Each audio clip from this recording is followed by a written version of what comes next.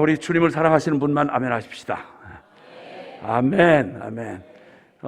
참 감개가 무량하죠. 이렇게 그저 평소에 막 나올 수 있을 때 나와라 할 때는 그렇게 나가 주는 것처럼 그렇게 그냥 아주 용을 쓰면서 그냥 오늘도 나가야 돼, 또 나가야 돼. 진짜 우리 교회는 정말 특별해. 진짜 이러다가 나오지 말아라. 제발 좀 모이지 말아라. 가까이 앉지도 말아라. 얼굴 보이지도 않게 그냥 흰 천으로 미이라처럼 아주 둘러싸고 다녀라. 뭐 이렇게 정부에서 이렇게 애를 써주시니까 얼마나 사모하고 그리워지고 나가고 싶고 이렇게 해서 정말 뺏겨봐야 그래야 이제 소중한 걸 이게 알게 된다는 이 진리가 정말 이렇게 새롭게 그래서 저야 뭐 이렇게 그냥 주님 시킨 일이 그래서 어떻게든지 사람들이 나오기를 바라는 어떤 이런 집회 현장을 자꾸 가다 보니까 제 입장보다는 이제 오시는 분들의 입장에서 생각하기보다는 제가 볼 때 참 안 오려고 하는 사람들 나오게 하는 것도 보통 일이 아니고 또 나와서도 그냥 온 마음이 딴 데가 있어서 언제까지 나와야 돼? 또 왜 저렇게 길게? 뭐 이제 이런 그런 분들 앞에서 이게 참 관심이 딴 데 다 팔려 있는 분들을 이렇게 대한다는 게 보통 어려운 일이 아니었거든요. 근데 좀 죄송하긴 해요. 듣는 분들에게 좀 약간 오해가 있을 수도 있겠지만 너무나 진짜 속으로 웃을 수도 없고 이렇게 좋아도 좋을 수가 없잖아요. 꼭 장의사 분들은 장례 사업을 하시는 분들은 많이 돌아가실수록 좋잖아요.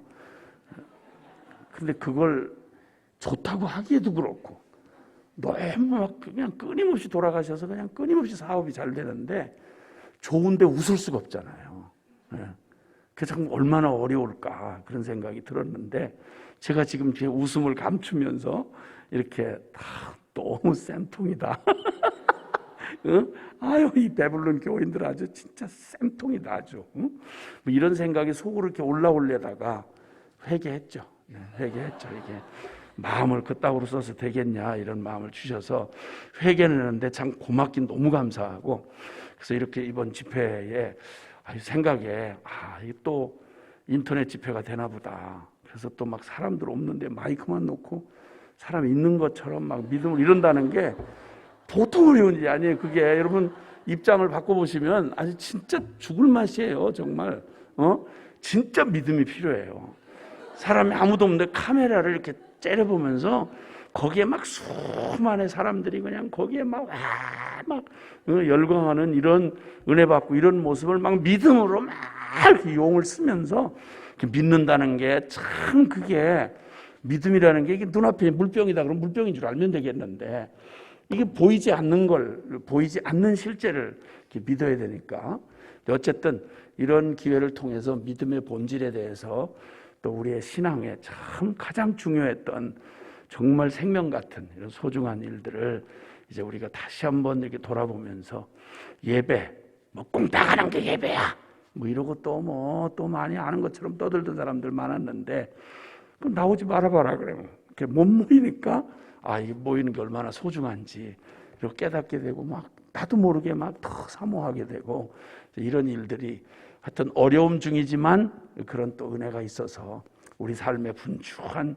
잔가지들을 쳐내고 그리고 우리가 그냥 쓸데없이 마음에 너무 기름지고 부해졌던 마음들이 정말 예배만 해도 교회가 뭐지? 예배는 뭐야? 평소에는 물어볼 수가 없었던 물어볼 생각도 못했던 일들에 가장 중요한 본질적인 질문 앞에 서고 그 말이 더 깊어지면 난 누구지? 나 왜 사는 거야? 이러다 어디로 가는 거지? 이러한 가장 본질적이고 중요한 질문 앞에 서지 않을 수가 없는 이런 이제 축복을 누리게 되는 겁니다. 그래서 짧지만 이번에 하나님 허락하신 정말 소중한 시간에 하나님께서 우리에게 그냥 말이 많고 적고 이런 거 말고, 사람이 잘하고 못하고까지 다 해봐야 사람인데 뭐 그렇겠어요. 어쨌든 주님이 단 한 말씀이라도 우리의 영혼 안에 성령께서 진짜 그 살아계신 주님의 말씀으로 우리 영혼을 만나주시면, 우리 일생일 때 진짜 어쩌면 내 생에 가장 놀라운 그런 축복의 시간이 될 것입니다. 우리 주님만 기대하십시다. 네, 할렐루야. 저는 이거 벗어도 괜찮겠죠? 네, 너무 감사해요. 여러분이 듣는데 어려우실까 봐 제가 좀 아무래도 벗겠습니다.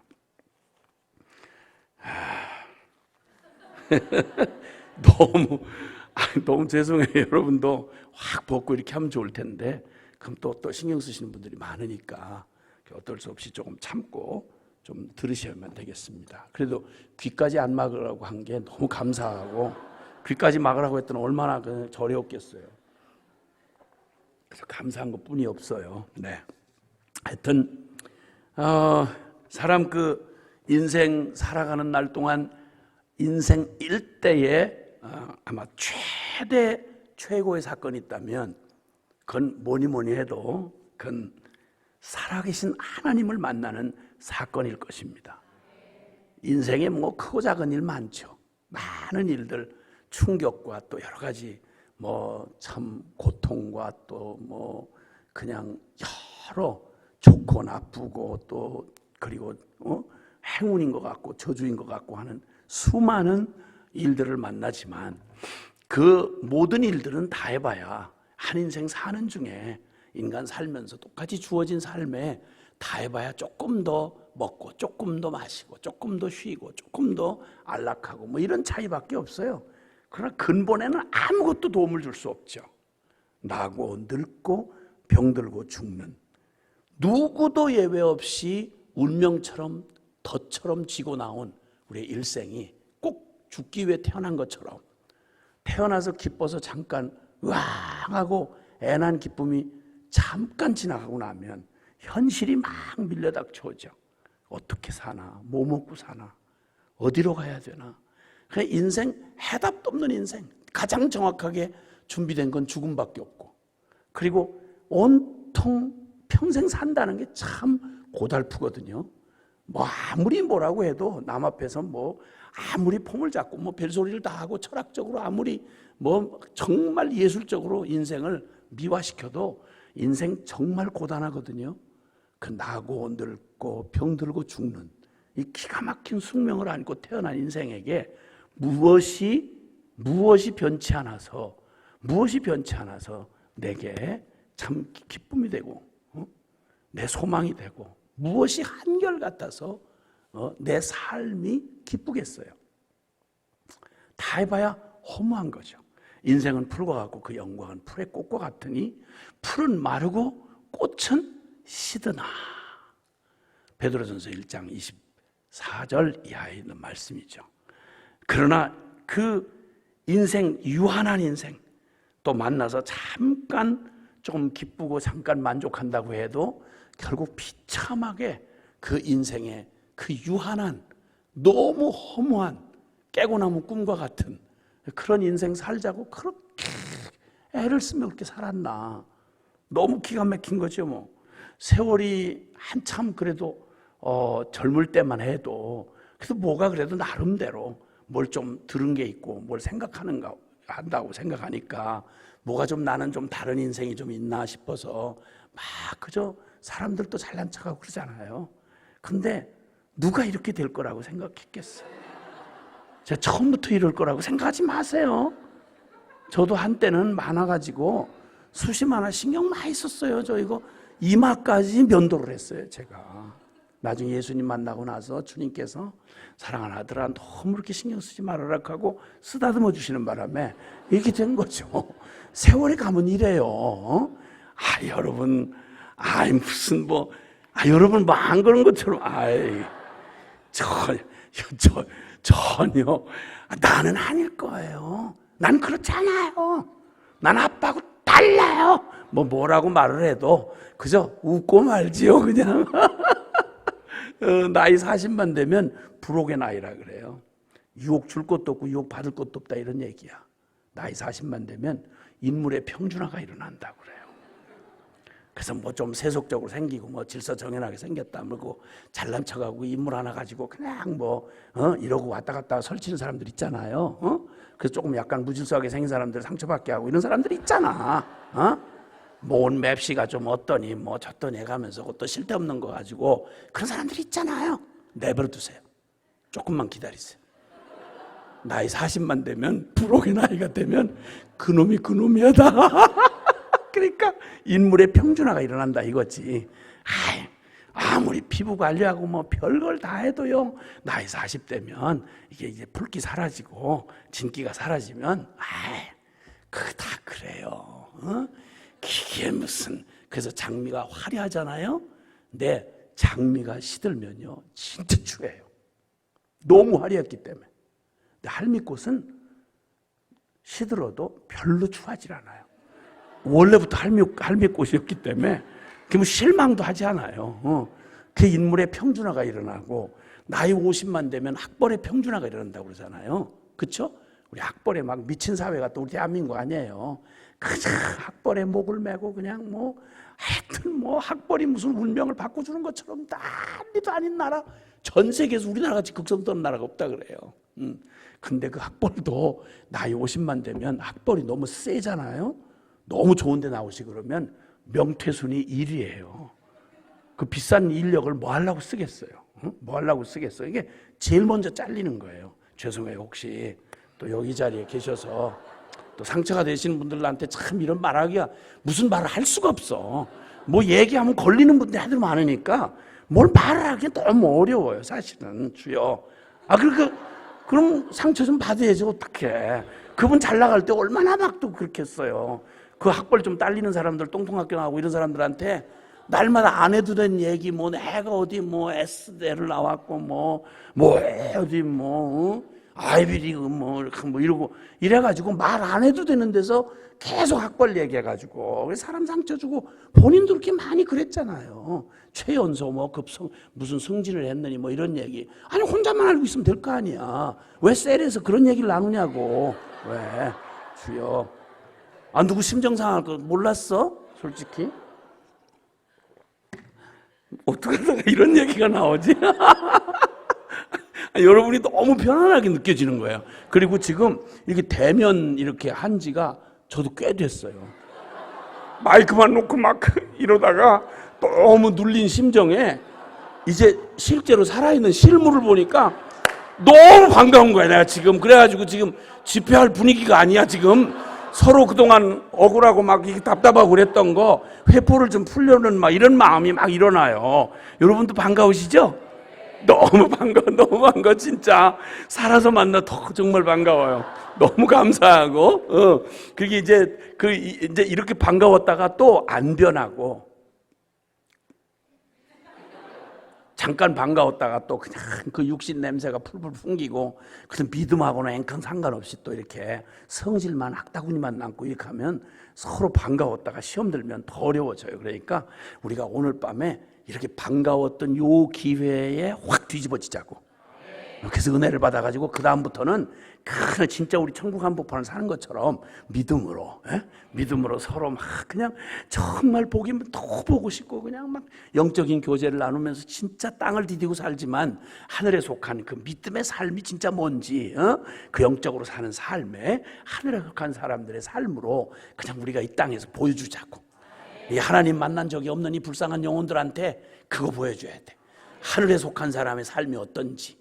눈에 뵈는 거 가지고 날마다 먹고 마시고 시집가고 장가가고 찌집어먹고 이러고 살다가 악을 쓰다가 그렇게 하고 죽는 인생이 다가 아니라는 걸 하늘의 소망 가진 사람들이 어떤지를 좀 보여주자고요.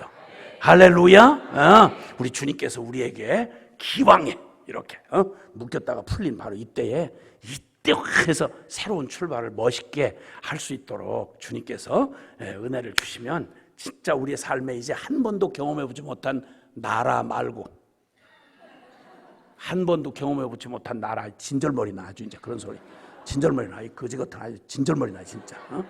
그런 거 말고 뭐 다 해봐야 하늘 아래 그 땅에 사는 게 다 그거지 뭘 다 그놈이고 다 그렇지 뭘. 이제 한 번도 경험해보지 못한 영의 세계를 내가 아니라 나 죽고 그리스도가 사는 삶의 그 삶이 실제로 어떤지를 이제 정말 우리가 경험하면서 또 나도 살고 우리 가족도 살고 우리 민족도 살고 열방의 영혼들 잠깐 가는 인생 여기에 치여서 그렇게 살다가 지쳐서 죽는 인생 말고 결국 지옥의 그 끔찍한 미래를 향해서 그 애를 쓰고 지옥 가려고 애를 쓰고 살 이유가 뭐가 있어요? 하루를 살아도 진짜 주님 앞에서 이 천금 같은 이 소중한 하루하루를 믿음으로 살면서 영원한 소망을 가지고 승리하는 그런 사람들이 되도록 그런 축복의 통로가 되십시다. 아멘, 아멘. 오늘 하나님께서 이렇게 인생 일대의 최고의 사건, 그게 바로 살아계신 하나님을 만나는, 인생이 하나님을 만나는 사건이라고 한다면, 그럼 하나님 없는 인생은 뭐 말할 것도 없죠. 우리가 다 경험해 봤잖아요. 다 그러고 그런 사람들이 살다 보니까 인생 다 그런가 보다 싶은데 저는 깜짝 놀랐어요. 저는 예수 예자도 모르고 교회 교자도 들어본 적이 없이 진짜 그 동네에 예배당 건물이 있는데 그게 예배당 건물인 줄을 몰랐어요. 전혀 한국 땅에 산다고 사람들이 다 같이 본다고 다 보고 사는 게 아니에요. 저 똑같은 시대 똑같이 이 땅에 살았는데 예배당이 그 예배드리는 하나님 만나는 이런 장소라는 얘기를 개념 자체가 없었고요. 그냥 사람들이 자기 몫에 꼭 토끼가 자기 가던 다니던 길만 토끼길이 있다고 그러잖아요. 그래서 자기 다니던 길만 다녀요. 그 넓은 땅을 그냥 두고 딴 데는 두려워서 못 가요. 인생 사는 거 다 그래요. 저희 아버지가 고급 술집을 하셨어요. 고급 술집 사장님이셨는데 제가 술집을 한 건 아니고 어떤 분이 강사 소개를 하면서 아주 고급 술집을 하시던 기생집을 하시던 분이 이렇게 변화돼가지고 선교사가 됐다고 이따위로 강사 소개를 하더라니까. 사람이 보통 어려운 게 아니에요 진짜. 그걸 무슨 싸울 수도 없고 강사 소개라고 하시는데 또 어떤 분은 또 막 자기 나름대로 은혜를 받아가지고 저희 아이가 5이라는 얘기를 어디서 듣긴 들었나 봐. 숫자는 맞았는데 이분은 오늘날 복이 드문 사랑을 실천하는 사랑의 사도이십니다. 자기 아이는 2밖에 없고 셋 아이는 입양하여 키우는 사랑의 사도이십니다. 우리 애들이 전부 우리 집에서 난 애들이에요. 근데 어떻게 잘못 듣고는 막 자기 상상대로 해가지고 이런 분을 모시게 돼서 막 이렇다고 막 사람 황당하게 만들어가지고 졸지에 우리 애들이 입양한 애들이 됐다니까. 글쎄 너무 어려워요. 사실은 어려운 일이 한두 가지가 아니야. 주책바가지들이 삼천리 반도 곳곳에 숨어 있어요. 열방에 다 숨어 있어요. 제발 다른 데 관심 두지 말고 난 술집을 내가 경영한 게 아니고 우리 아버지가 경영했단 말이에요. 법적으로 주범하고 공범 차이는 커요. 형량 차이가 크다고. 술집을 경영하신 분은 우리 아버지고 나는 그 아버지 덕에 좀 부스레기를 누렸다. 뭐 그거지 뭐. 내가 무슨 술집을 내가 어떻게 경영을 해. 어린데. 그래서 어쨌든 그러니까 그냥 매일 그저 사람들 그냥 질펀하게 성공하고 멀쩡했다는 사람들도 많이 배웠다는 사회 지도층 인사들이 밤에 아주 시크릿한 그런 이런 데 와서 아무도 몰라요. 여러분은 몰라요. 그런 데가 있어요. 그리고 아주 쫙 빠진 질서정연하게 생긴 우리 기생 누나들이 여럿 있었어요. 그래가지고 그냥 뼈가 녹이도록 외모 질서정연하죠. 거기다 또 매너 끝내주죠. 그리고 그냥 막 술집에 있다고 해서 그냥 이렇게 등급이 달라요. 고급스러운 사람들을 상대하는 사람들이라 아주 있어요. 그런 상상은 하지 마세요. 그냥 상상하지 말고 그냥 녹아요. 남자들이 해가지고 녹아요. 이렇게 해서 하여튼 이렇게 해서 그냥 끝내주는 우리 기생 누나들이 여럿 있는 집에서 짧게 돈이 행복이라면 저도 행복한 순간을 짧게 경험하고 아버지가 무슨 까닭이었는지 인생의 회의를 느끼셨어요. 술에 여자에 그냥 화려한 그 모든 돈에 그냥 마음껏 정말 그 어려운 시절에 마음껏 누리셨던 아버지인데 만족할 줄 알았죠. 그 정도면. 근데 제가 중학교 2학년 때로 기억이 되는데 우리 아버지가 거의 삶을 자포자기한 거죠. 무슨 까닭인지 모르겠는데 그 많던 돈을 어떻게 내버렸는지 모르겠는데 알거지를 만들어 놓고 우리를 알거지 만들어 놓고 거의 비명 행사하듯이 돌아가셨어요. 아버지의 최후를 내가 처음으로, 아직은 어린 나이인데 중학교 2학년 때 교복 입고 우리 집안 최초로 벽제 화장터, 여기 벽제 화장터가 옛날 오래된 화장터가 있어요. 구식으로 그냥 기름불로 이렇게 사람 시체 태우는, 우리 집안 최초로 가장 저주스럽게, 그때는 화장하면 집안에 저주인 줄 알았어. 근데 어떡해요? 너무 비참해졌어. 거기에 아버지 유골 뼈가 이렇게 1시간 타고 난 뼈가 허연 뼈마디 몇 개 남아서 나오고, 그 뼈를 분골실에서 옛날에는 수작업을 했거든요. 쇠절구에다 넣어서 뼈를 빻았어요. 이렇게 가루로 만들어서 약봉지에다 이렇게 넣으니까 요만큼 돼요. 이걸 나무 상자에다가 받아가지고 교복 입고 그 스산한 날 고향 선산으로 아버지 모시고 간다고 가던 제 안에 하나도 내 인생의 가장 중요한 나는 누구지? 이렇게 살다 나는 과연 어떻게 되는 거지? 인생이 죽음으로 이렇게 끝나고 한 줌의 뼈가루로 남는 거, 이것 때문에 그 아버지 그 요란스럽게 살았나? 그럼 내가 성공하면, 내가 기껏 성공하면 아버지처럼 술집 사장님 될 텐데, 그리고 그래서 성공했다 쳐도 끝이 이렇게 끝날 텐데, 이걸 살자고 애를 쓰는 이유가 뭔가? 이렇게 끝날 놈의 인생을 뭘 그렇게 요란스럽게 소설 써가면서 이 생난리를 치고 고민해가면서 그 싸움질해가면서 전쟁을 해가면서, 이게 무슨 짓이야? 이거 다 단체로 미쳤구나. 이거 완전히 저주받은 물건들이구나. 개돼지 같으면 차라리 고민 안 할 텐데, 뭐 사람이라고 능력도 없는 게 고민만 잔뜩 하고, 죽음에 대한 두려움, 삶의 의미를 묻고, 이게 뭐야 도대체?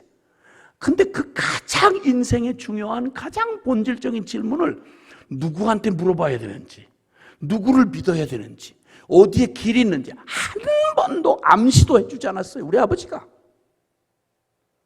무슨 부모가 자식을 나놓기만 한 부모야?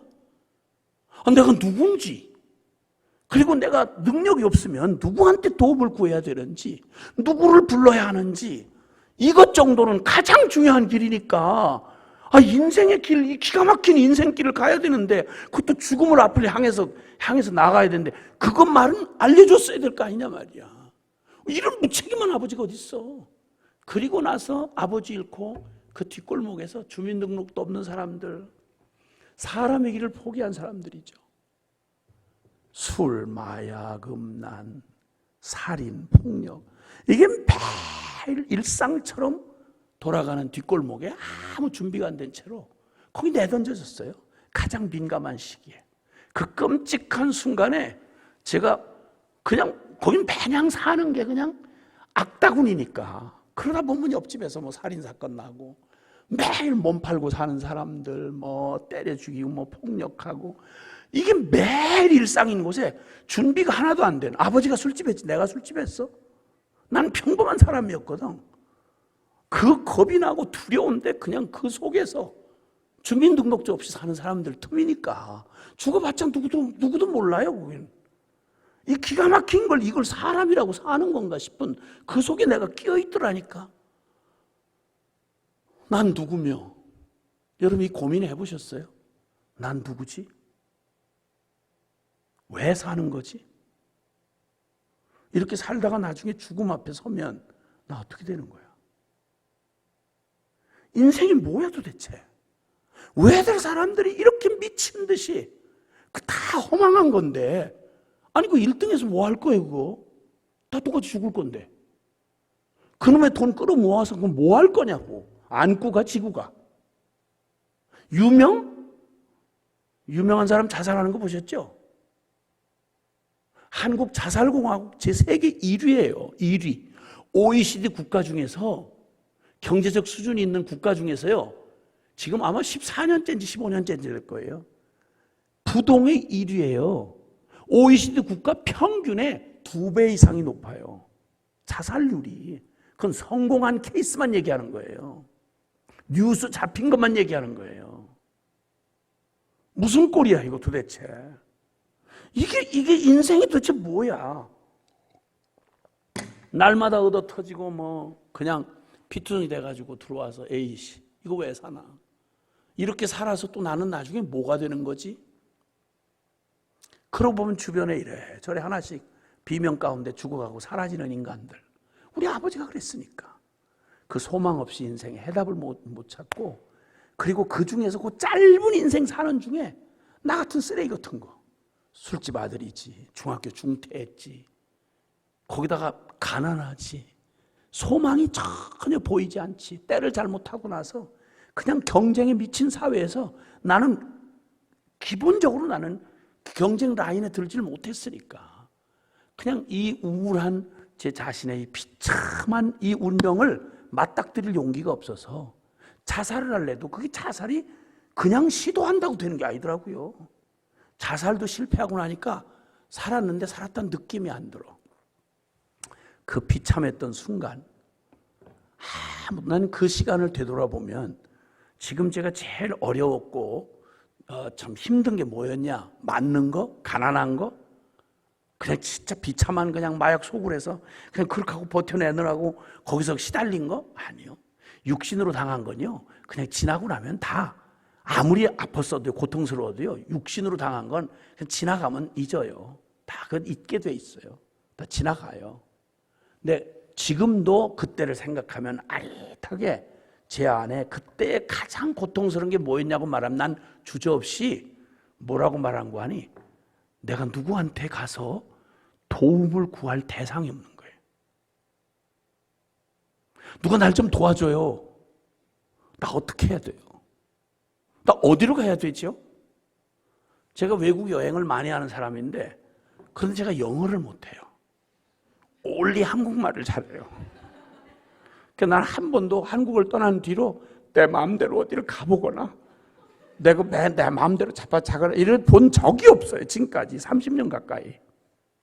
이런 고통이 어떤 고통인지 여러분 모를 거예요. 왜냐, 하나님이 그걸 시켰으니까. 영어 한마디도 못하는 놈을 순회 선교사를 시키셨으니까. 전 세계 한 70여 개 넘는 나라를 돌아다니려니 무슨 사연이, 무슨 일은 없었겠어요. 정말 쪽팔리고 화가 나고, 빌어먹을 영어를 내가 반드시 이번에 들어가면 더러워서 나 이 영어를 돌파해내야 되겠다. 결심을 얼마나 많이 했는지 몰라요. 결심만 많이 하고 책만 그냥 나인헌드레드 이렇게 교재만 잔뜩 사다가 놓고 한 번도 통과를 못 해가지고 외국 사람 만나면 굿모닝 한 번도 제대로 발음이 다 틀려서 들릴까봐 그걸 제대로 못하는, 이렇게 하는 사이에 벌써 이제 시간은 이렇게 지나간 거예요. 이렇게 내가 무슨 뭐 때문에 여러분을 만나서 자꾸만 내가 이렇게 내 얘기를 이렇게 자꾸 하게 되지? 코로나가 가져온 정서적인 이게 사람이 그렇게 그립고 그러더니 여러분 만나니까 너무 반가워 이래. 하여튼 어쨌든 그래서 그 순간에 나는 제일 어려운 게 배고픈 것도 아니고요, 매 맞는 것도 아니고요, 다른 게 아니라 그때 나는 누구에게 가서 도움을 청할 대상이 없었어요. 부를 대상이. 그 기가 막히고 막막하고 절망적인 순간에 누가 날 좀 도와줘요. 예? 저 어떻게 살아야 돼요? 난 누구죠? 하고 물을 대상을 들어보지 못했어요. 외국 나가서 여러분 아무한테 전화 걸 때도 없고 말은 안 통하고 뚝 LA 공항에, 뉴욕 공항에 떨어졌다고 생각해 보세요. 얼마나 기가 막히겠나. 제게 제일 어려웠던 건 바로 그거예요. 나중에 제가 예수님을 만나고 났더니 세상에 무슨 복을 이렇게 타가지고 교회 안에 모태신앙들이 우글우글하더라고. 이 사람들은 지가 안타까울 사이도 없이 하나님이 널 사랑했다, 널 찾아오셨다, 이래가지고 아주 하나님 앞에 핍박당하느라고 죽을 지경이야. 너무 행복에 겨워서 아주 피곤에 쩌든 사람들이 모태신앙들이더라고. 나는 무슨 이런 거꾸로가 다 있어. 나는 예수 예자만 들어봤더라면 세상에 저를 만나주신 주님이 그 자학증에 시달릴 때 자살도 성공을 못하고 살았다는 느낌이 안 들고 나를 학대하고 나를 자학증에 시달리고 있을 때 주님이 기가 막힌 방법으로 저를 예배당에 어떤 사건을 통해서 지발로 기어나오지 않을 수가 없게 주님이 나를 만드셔가지고 억지로 조용하게 예배당 끝자리에 앉았다가 문제 해결될 때까지는 자진 출석을 해야 돼. 내가 깜빵 갈래? 교회 나올래? 이래서. 그래서 깜빵보다는 교회가 나으니까. 그래서 깜빵 대신 나온 데가 교회예요. 그 나와가지고 계속 설교를 듣고 기도는 난 생전 처음 보는 모습이야. 근데 하는 말마다 이 사람들이 하는 주 스토리가 있더라고. 예배당에 있는 사람들이. 가만히 보니까 예배당에 아주 진짜 소스가 빈약해요. 예배당에서 하는 얘기는 너무 스토리가 아주 단편적이야.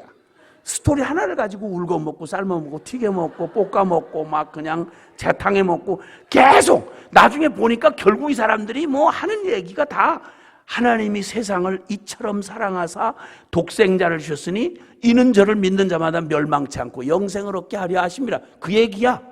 알고 봤더니 그걸 설교라는 방법으로 또 막 풀어서 얘기를 하고 어떤 사람은 또 눈을 감고 기도를 하면서 그 얘기 뭐 억만 죄 가운데 내가 있었는데 머리털보다 많은 죄가 있었는 지금 말고 나 많을 때 그러니까 머리털보다 많은 죄가 있었는데 뭐 나를 내 죄를 다 보혈로 용서해 주시고 하나님 아들 예수님이 용서해 주시고 뭐 믿기만 하면 구원받고 나를 영생 얻게 해 주셔서 너무 감사하다 뭐 기도를 해도 그 얘기고 찬송가를 불러도 다 그 얘기고 다 그 스토리야. 그 스토리를 가지고 그냥 진짜 빈약해. 그래서 뒤에서 이런저런 얘기를 하도 이제 몇 주 듣다 보니까 뭐가 쏠쏠 들어오는데 정리가 되는 게 우리 사람들은 매년 하는 얘기가 뭐 매년 그런 얘기야 뭐 이러면서 뒤에서 비아냥거리고 웃다가 내 태어나서 처음으로 조물주, 천지를 창조한 조물주라고 하는 신이 큰 신이 있다는 것과 나 처음 들은 거예요. 근데 그 신이 이 멸망할 놈의 세상을 잘나고 좋은 걸 뽑아서 추려가지고 쓴다는 말이 이해가 되지만 다 멸망할 수밖에 없는 이 세상을 이처럼 사랑해서 사랑하다가 자기 하나밖에 없는 아들을 대신 잡을 만큼 사랑해서 믿기만 하면 구원하게 해준다. 세상에 그 엉망진창이 된 세상을 그 크신 신이 사랑을 하다 미쳐서 자기 아들을 목숨까지 내줄 만큼 사랑했다. 무슨 얘기인지 내가 앞뒤를 다 알 수는 없는데 한 가지 신이라는 말을 처음 들었고 그런 큰 신이 피조물 중에 가장 실패한 인생을 사랑하다가 그걸 구원하기 위해서라면 자기 하나밖에 없는 아들을 주었다. 난 그냥 맨 스토리만으로만 해도요. 그 픽션 소설이라고 해도 이런 주제의 스토리를 난 태어나서 처음 들었어요. 무언가 사랑할 만한 게 있을 때 사랑해야 하는 거고, 그렇죠? 가치가 있을 때 그걸 소중하게 여기는 거지. 진짜 쓸모없이 멸망할 세상의 쓰레기 같은 죄인을 사랑하다 미쳐서 피조물을 사랑하다 미친 신의 사랑의 얘기. 무슨 러브스토리 이런 게 있냐고요. 난 태어나서 처음 들었어. 그 얘기가 스토리가 꿰지던 어느 순간 지금은 알겠어요. 그때는 깨달았다는 말밖에 못하겠는데 그게 갑자기 그 남의 얘기처럼 말도 안 되는 어처구니 없는 얘기가 갑자기 내게 개인적인 말로 바뀌어가지고 그 하나님이란 큰 신이 나 같은 이 실패 오작품인 나 같은 쓰레기 같은 놈을 사랑하는 사람 미쳐가지고 날 사랑해서 당신의 아들을 주었다. 무슨 말인지 잘 모르겠는데 어쨌든 쓸모없다는 건 내가 알겠고 내가 쓸모없는 인간이라는 거 알겠고 죄가 뭔지는 잘 몰라도 죄인이라는 것쯤은 인정 안 할 수가 없는 거예요. 워낙 밑바닥 같은 인생을 살았으니까. 그런데 이런 나를 사람도 일가 친척도 버린 나를 나도 나를 포기한 나를 이처럼 사랑했다는 그 하나님의 그 말씀이 나한테 어떻게 개인적으로 들리는 거 아니? 그 하나님이라는 분이 이 실패한 쓰레기 같은 나한테 내가 널 사랑한다. 이 말로 들리는 거예요. 내 마음 안에 와우! 그 충격. 두 번째로 깨달아지는데 그 말이 깨달아지는데 넌 재수없이 태어난 망한 술집 아들이 아니고 내가 너를 대신해서 내 생명을 내어줄 만큼 넌 소중한 놈이야. 난 태어나서 한 번도 부모를 통해서도 내가 소중하다거나 누군가의 사랑을 받는다는 말을 들어본 적도 그런 개념을 표현을 받아본 적도 없어요. 전 태어나서 처음으로 내 생애 처음으로 누군가 나 아닌 다른 인격이 나를 사랑한다는 말을 제가 알게 되었던 게 제가 지금 제 생명보다 사랑하는 우리 주님 앞에서 처음 들었어요. 내가 가치 있고 소중한 놈이라는 말을 나는 교회에서 처음으로 알게 된 거예요. 그게 깨달아지던 순간 지금 알죠. 성령께서 그렇게 하셨다는 걸 저는 알죠. 누군가 기도를 했겠죠. 그리고는 그게 믿어지던 그날, 그게 70도 초였어요. 그때 뒤집어져 가지고 무슨 특별한 뭘 대단한 걸 본 것도 아니고 아닌데 내 존재 안에 그 하나님의 그 음성이 개인적으로 제게 들려지던 순간, 믿고 자시고 할 것도 없고 그때 뒤집어져 가지고 주님 앞에 그때 미쳐 가지고 그날 이후로 진짜 예수님 말고 다른 생각을 해볼 겨를이 없이 지금까지 살았어요. 지금도 역시 마찬가지고요. 날이 갈수록 더 미쳤고요. 그래서 짧은 교제 하겠지만 주님이 말씀 전하는 시간을 주시겠지만 일단 알고는 들으셔야 될 것 같아요. 그래서 제가 얘기하는 말의 농도는 그런 농도예요. 그러니까 미쳤다 야, 너무 극단이다 야, 이렇게 얘기할 것 같으면 나오질 마세요. 어차피 마스크 쓴 모습 나오나 안 나오나 큰 차이가 없어. 그러니까 집에서 가만히 앉아서 들으시든지 하라고. 그러니까 미리 나 다 얘기했어요. 내 얘기에 대해서. 지금부터 제가 하는 말, 제가 하는 표현은 똑같은 말을 해도 그 말을 누가 하느냐, 어떤 강도로 하느냐는 건 그 말하는 사람이 어떤 처지에 있었던 사람인지를 알면 그 말의 강도가 다르게 전달이 되는 거예요. 그래서 저 같은 걸 주님이 여러분에게 보내셔서 지금 이 얘기를 나누게 하시는 거예요. 그래서 인생 일생일 때의 최고 사건, 최대 사건을 말하라고 하면 자다가 쿡 찔러서 물어도 저건 다른 말이 할 거 없어요. 하나님 만난 일이지 뭐. 내 인생 최고 최대 사건은 하나님 만난 사건이고 그 후에 일어난 뭐 여러 가지 뭐 인간들이 뭐 성공했다, 유명해졌다, 뭐 했다 이런 얘기는 전혀 여기 잽도 되지 않아요. 이 충격이면 더 말하고 싶은 생각도 없고 그냥 이 충격이 나의 모든 걸 바꿔놓았어요. 그리고 나만 바꾼 게 아니라 나한테 이렇게 엄청난 복음이니까 나 같은 이 천한 그릇에 아무리 보배로우신 주님이지만 나 같은 천한 그릇에 담긴 걸 뭘 어떻게 하시겠나 싶었는데 주님이 나는 부끄러워서 내 그릇이 너무 초라해서 주님은 너무 어마어마한데 나한테는 어마어마한데 누가 날 그 껍데기 포장지 보고 누가 이거 소중하다고 생각하고 받겠어. 내 생각은 그랬어요. 그런데 이런 형편없는 나 같은 걸 증인 삼으셔가지고 그냥 진짜 사람이라면 더 궁금할 거 없이 높고 낮은 사람, 인종, 여러 인종, 그리고 수많은 처지와 형편에 있는 사람들에게 내가 만난 얘기, 예수님 만난 얘기를 전해줬는데요. 세상에 주님이 아시겠죠? 수많은 젊은이들이 인생이 그냥 통째로 와장창 뒤집어지고 그리고 개념 없이 살고 그냥 해코지하고 그냥 날마다 암덩어리처럼 역할하던 그런 인생, 진짜 제 인생값 못하고 살던 인생들이 뒤집어져가지고 조폭이 목사가 되고 또 형편없는 알코올 중독자, 마약 중독자가 뒤집어 선교사가 되고 그리고 많은 수많은 젊은이들이 주님 앞에 일생을 바치며 주님을 따라가는데 아니 자기들이 그러니까 나 때문에 예수님을 만났대. 그러니 뭐 내가 못한 건 아닌데 난 걸림이 될까 늘 조심이었는데 주님이 그래도 이런 거라도 쓰시니까 그 보니까 주님 위로하시려고 그랬는지 고린도전서 1장 25절 이하에 그런 말씀이 있더라고. 너 육체를 따라 부르심을 보라. 너희 중에 잘난 놈이 별로 없고 문벌 좋은 자가 많지 않고 뭐 이런 얘기를 쭉 하셔. 근데 그게 이상하게 자기 처지하고 있잖아요. 야 이게 아이고 이건 나만을 위해서 하신 거구나. 그래서 주님이 보배를 질그릇 가운데 두신 이유는 능력이 그 그릇에 있지 아니하고 그릇에 담긴 그 보배 대신 주님에게 있음을 알게 하려고 일부러 너 같은 거 택했다. 일부러 너 같은 거 쓰신다.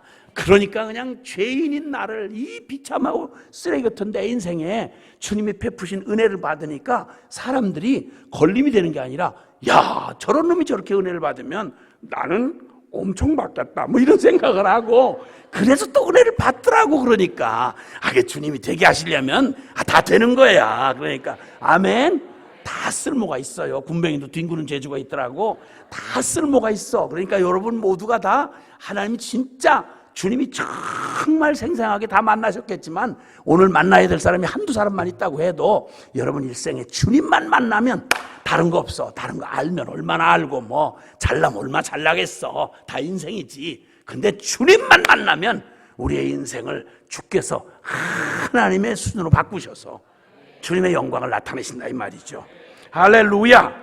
자, 그러면 이 살아계신 주님을 만나는 만남이 오늘 본문에 보니까 이 어마어마한 사건, 이 소망 없고 저주받은 죄 가운데 태어나서 죄 중에 살다가 죄 중에 심판받아 영원한 지옥의 운명을 안고 태어난 아담의 저주를 받은 죄인들인 우리에게, 모든 인류에게 내가 이 복음을 부끄러워하지 않으니 복음이 있다는 거예요.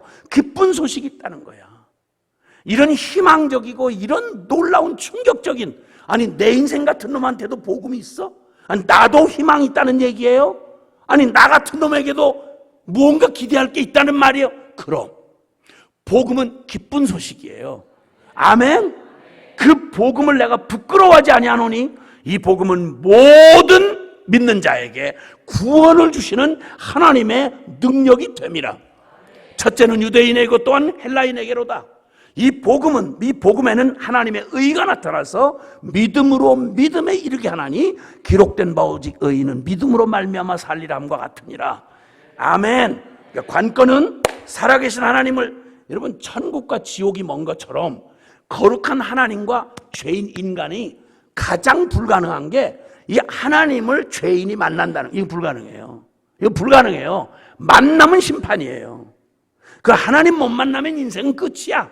꼭 줄기에서 끊어져 나간 가지처럼 하나님의 형상으로 지음받은 우리는, 인간은 하나님의 형상이었기 때문에 범죄하기 전 아담에게 보여주신 대로 하나님 안에서만 인간이 원래 지으신 목적대로 가장 행복하고 가장 완전하게 그 존재의 목적대로 살아갈 수가 있는데, 제일 모든 얘기 다 폐일어나고 인류에 존재하는 모든 이 고통과 번뇌와 이 모든 끔찍한 비극은 어디서 왔냐면 하나님에게서 끊어진 거예요.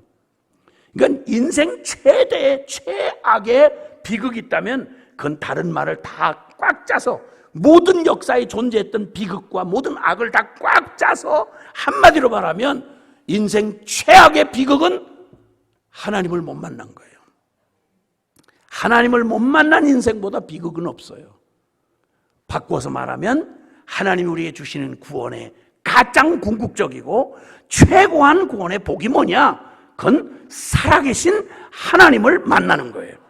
아멘. 바로 그 일을 이루러 오신, 복음으로 오신 예수 그리스도가 이름 중에, 예수님의 이름 중에, 예수님 이름이 여러 이름이 있는 거 아시죠? 예수님 이름 중에 임마누엘이라는 이름이 있어요. 임마누엘, 하나님이 우리와 함께 하시다. 이 죄인인 인생에게 최고의 복을, 모든 만복의 근원 되시는 살아계신 하나님을 만나는 역사의 가장 큰 기적, 이 기적을 이루시게 오신 분이, 복음으로 오신 분이 예수 그리스도이시고 그분의 이름이 임마누엘이고, 그분의 십자가 부활의 이 놀라운 구원의 복음을 통해서 가장 불가능했던 일, 천국과 지옥이 가장 멀리 떨어져 있는 개념인 것처럼 거룩한 하나님과 죄인인 내가 영원히 그분에게 용납받고 그분이 하나 된다, 말이 될 수가 없는 이 일을, 역사 중 가장 큰 기적을 이루신 게 바로 예수 그리스도의 십자가의 복음인 것입니다. 아멘. 그러니까 바로 이 하나님을 만나서 하나님이 임마누엘로 우리와 함께 사시게 되는 이 꿈꾸는 것 같은 이 복이 우리에게 주어지는 단 하나의 조건이 있어요. 복음은 전부, 이 불가능한 복음을 하나님의 전능하심과 전지하심으로 이 상상도 안 되는 복음을 준비한 건, 복음 자체는 하나님이 준비하셨어. 그건 우리가 개입할 게 요만큼도 없어. 그 복음은 모두 하나님이 하신 거예요. 근데 이 엄청난 복음이 내 것이 되는, 내가 복음에 참여하게 되는 우리 편에서의 유일한 한 가지가 있어요. 학벌도 아니고 능력도 아니고 실력도 아니고 조건도 아니고 자격도 아니에요. 딱 한 가지. 모든 만인, 무식하든 유식하든 능력이 있든 없든 가난하든 부하든 어떤 경우에 어떤 인간도 모든 인류에게 가장 공평한, 누구든지, 성경이 외치는 말은 누구든지 이 주 예수 복음 되시는 기쁜 소식이 되어 오신 예수 그리스도를 믿기만 하면 다 구원을 받으리라. 아멘. 그래서 복음은 하나님이 준비한 이 어마어마한 복음을 내가 그 복음에 참여하는 것, 구원받는 것도 오직 믿음이고, 그 받은 구원을 이 땅에서 생생한 실제로 누리고 살아가는 것도 오직 믿음이다, 이렇게 말씀해요. 그 오늘 주제는 의인은 믿음으로 산다라는 말, 그 믿음을 벗어나면 있을 수가 없는 거예요. 믿음에 부도나면 끝장이에요. 그러니까 자, 인간이 하나님을 만나는 게 유일한 구원의 길이고, 그게 우리가 받을 최고의 복이라고 한다면 하나님을 만나도록 허락한 게 복음이에요. 근데 복음은 철저하게 어떤 전제 안에서만 이게 우리에게 주어질 수 있느냐? 오직 믿음으로. 오직 의인은 믿음으로 말미암아 살리라. 복음에는 오직 하나님의 의가 나타났는데 이 하나님의 의를 누리는 유일한 길은 믿음에서 믿음이다. 그러니까 믿음을 빼고 그 다음 아무리 수많은 얘기, 뭐 신학적인 수많은 화려한 신학적 지식 내지는 체험, 뭐 무슨 조직 별걸 다 갖다 끌어다 붙여도 그거하고는 전혀, 사실 이것 떠나면 믿음에 부도 맞으면 끝장이에요. 이만큼 우리에게 복음이, 하나님에게 있어서 복음은 하나님만이 하실 수 있는 일이고 하나님이 이뤄놓으신 일이야. 그건 우리가 뭐 따로 의심해 볼 필요가 없어. 그건 너무 완벽해. 그런데 그 복음을, 우리에게 그 복이 되라고 주신 복음이 진짜 말 그대로 내게 유익이 되고 내가 누릴 수 있는 유일한 길이 믿음이에요. 그 묻지 않을 수가 없어요. 여러분의 믿음은 안녕하십니까? 그냥 믿음 수준 아니고요. 믿음이란 하나님이 주신 복음을 액면 그대로 복음답게 믿고 그 믿은 결과로 누리고 계시느냐, 이 질문이에요. 만약 믿음에 부도가 나버리면 다른 거 다, 아무리 모든 걸 다 갖추고 모든 걸 체험하고 모든 기회를 다 부여받았어도 복음은 얄짤없이 믿음의 부도를 놔버리면 끝장인 거예요. 그러니까 우리의 운명, 지금은 오늘 밤에는 내 인생의 모든 실패다, 성공이다, 내 인생에 지금 뭐 코로나 겪으면서 보셨죠? 이렇게 오만한 21세기의 인류가 그렇게 자랑했던 세계의 글로벌화된 이 세계의 이 과학, 의학, 뭐 세계 경제 시스템, 뭐 그렇게 하나님 없이도 온갖 하늘을 찌를 만큼 높아진 인간의 교만이 다른 것도 아니고 코로나19라고 하는 폐렴 바이러스 균이에요. 균 하나를 가지고 온 세계가 셧다운, 록다운. 평소에 이런 말 들어보셨어요? 대단한 게 아니고 그 어마어마한 국제관계, 뭐 엄청난 사회 시스템, 어마어마한 인간과학의 발전, 정말 똥값도 못할 만큼 돼버리고 말았어요. 온 세계가 스탑됐어요. 아니 그 잘난 놈의 의학은 지금 어디다 쓸 거야? 안 되는 거예요. 그 멋진 어마어마한 인터넷망으로 구축해놓은 세계화는 이럴 때 뭐에다 써먹어? 오히려 병이 세계화되는데 기여할 뿐이죠. 여러분, 이 기가 막힌 균, 세균 하나에, 바이러스 하나에 온 세계 인류가 쌓아놓은 바벨탑 같은 이게 한순간에 하나님의 자비가 임하지 않으면 한순간에 이거 뒤엉클어져 버리면요 그냥 끝이에요. 그냥 끝. 지금 예고편일 뿐이죠. 끝이에요.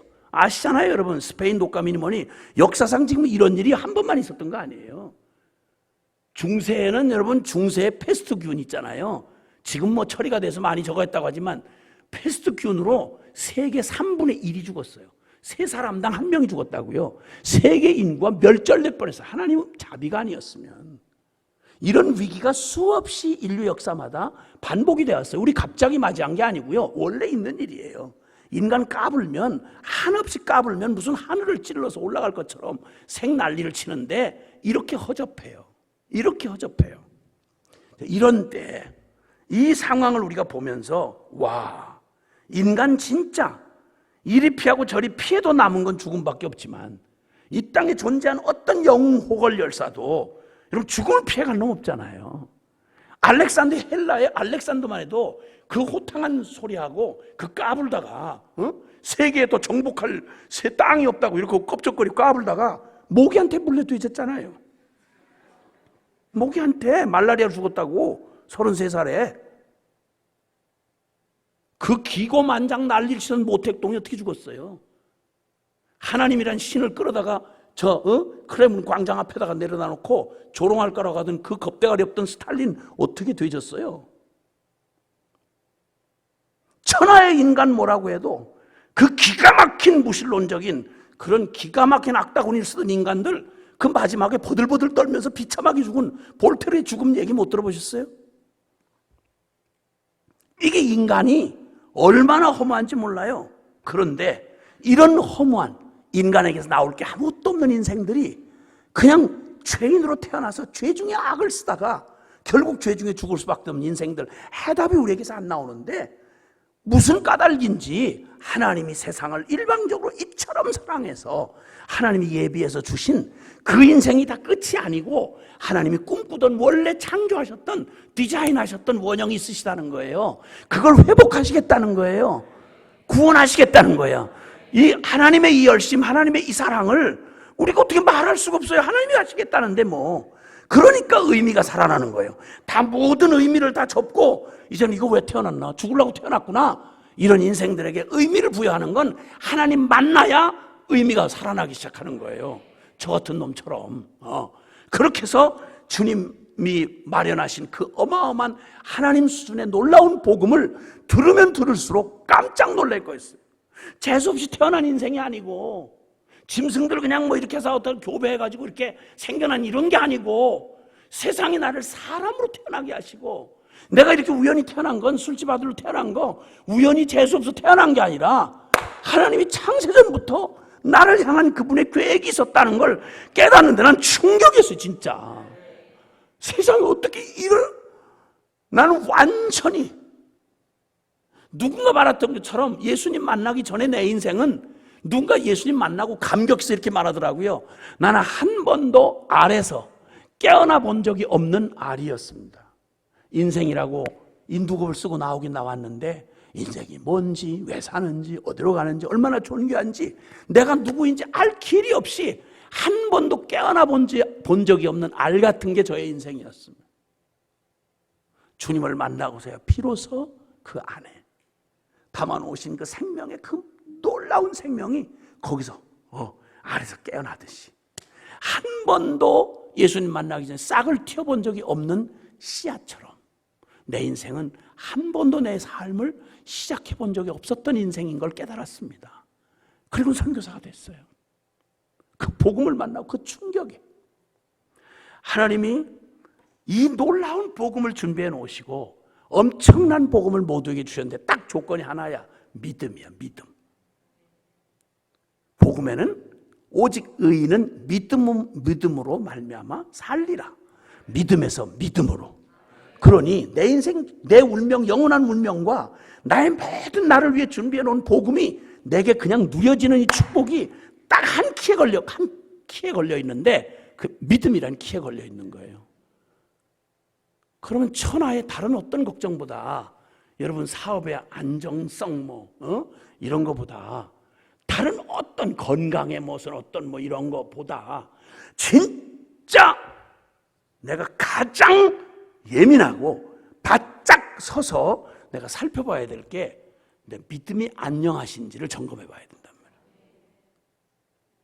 난 믿는 거지 뭐. 다 믿음이지 뭐. 괜찮겠지. 잘 믿는 거겠지. 이러다가 만약에 그 믿음은 반드시 허상을 믿는 게 아니니까 살아계신 하나님을 믿는 거고 영원한 진리, 참 실제인 진리를 믿는 거니까 반드시 그 진리를 믿어야 하고 그 분을 만나는 게 믿음인데 엉뚱한 거 믿었다. 그래 믿기는 또 믿는데 헐믿었다. 만약 믿음의 부도를 맞았다 이러면 내 일생 전체를 천하에 사업의 부도를 맞는 건 그래도 희망이 있어요. 재기할 수 있는 기회가 있으니까요. 사업의 부도 맞았다고 인생 다 실패한 건 아니니까 그건 괜찮아요. 인간 관계 어려움을 겪었다. 그래서 파산이 났다. 그건 그래도 고통이긴 하지만 끝은 아니에요. 근데 만약 믿음의 부도가 났다, 그럼 끝인 거예요. 그럼 지금 난 여러분이 정말 주님께서 이 세중앙교회에 하나님의 놀라운 은혜를 주셔서 여러분 한 분 한 분 안에 행하신 하나님의 아름다운 일들을 정말 기쁨으로 들었어요. 근데 뭐라고 해도, 아무리 잘 가는 길이라고 해도 그 가는 길, 잘 가는 길일수록 확인해야 돼요. 나 잘 가고 있나? 확인해야 돼요. 가고 있다면 나는 이걸 그냥 또 믿음이란 길만이 아니니까 그 믿음을 통해서 주님과 함께 동행하는 나의 삶에는 문제 없나? 이거 점검해 봐야 되는 거죠. 하나님께서 이 기회에 먼저 저와 여러분을, 하나님의 축복받은 저와 여러분을 주님 부르셔서 하나님이 우리의 정말 우리 안에 이렇게도 소중한, 이건 취업하는 것보다, 결혼하는 것보다, 그리고 뭐 어디 저 대학 입학하는 것보다, 천하의 어떤 한 것보다도, 출세하는 것 무엇과도 비교할 수 없는 가장 내 인생 전부가 걸려있는 가장 중요한 주제가 믿음이다 하는데 동의가 지금 되셨으면 아멘. 아멘. 그러면 여러분의 믿음은 안녕하시냐 묻지 않을 수가 없어요. 저는 30년이 넘도록 이렇게 참 조국교회와 또 참 선교지를 돌면서 다른 거 없이 그냥 복음만 전했어요.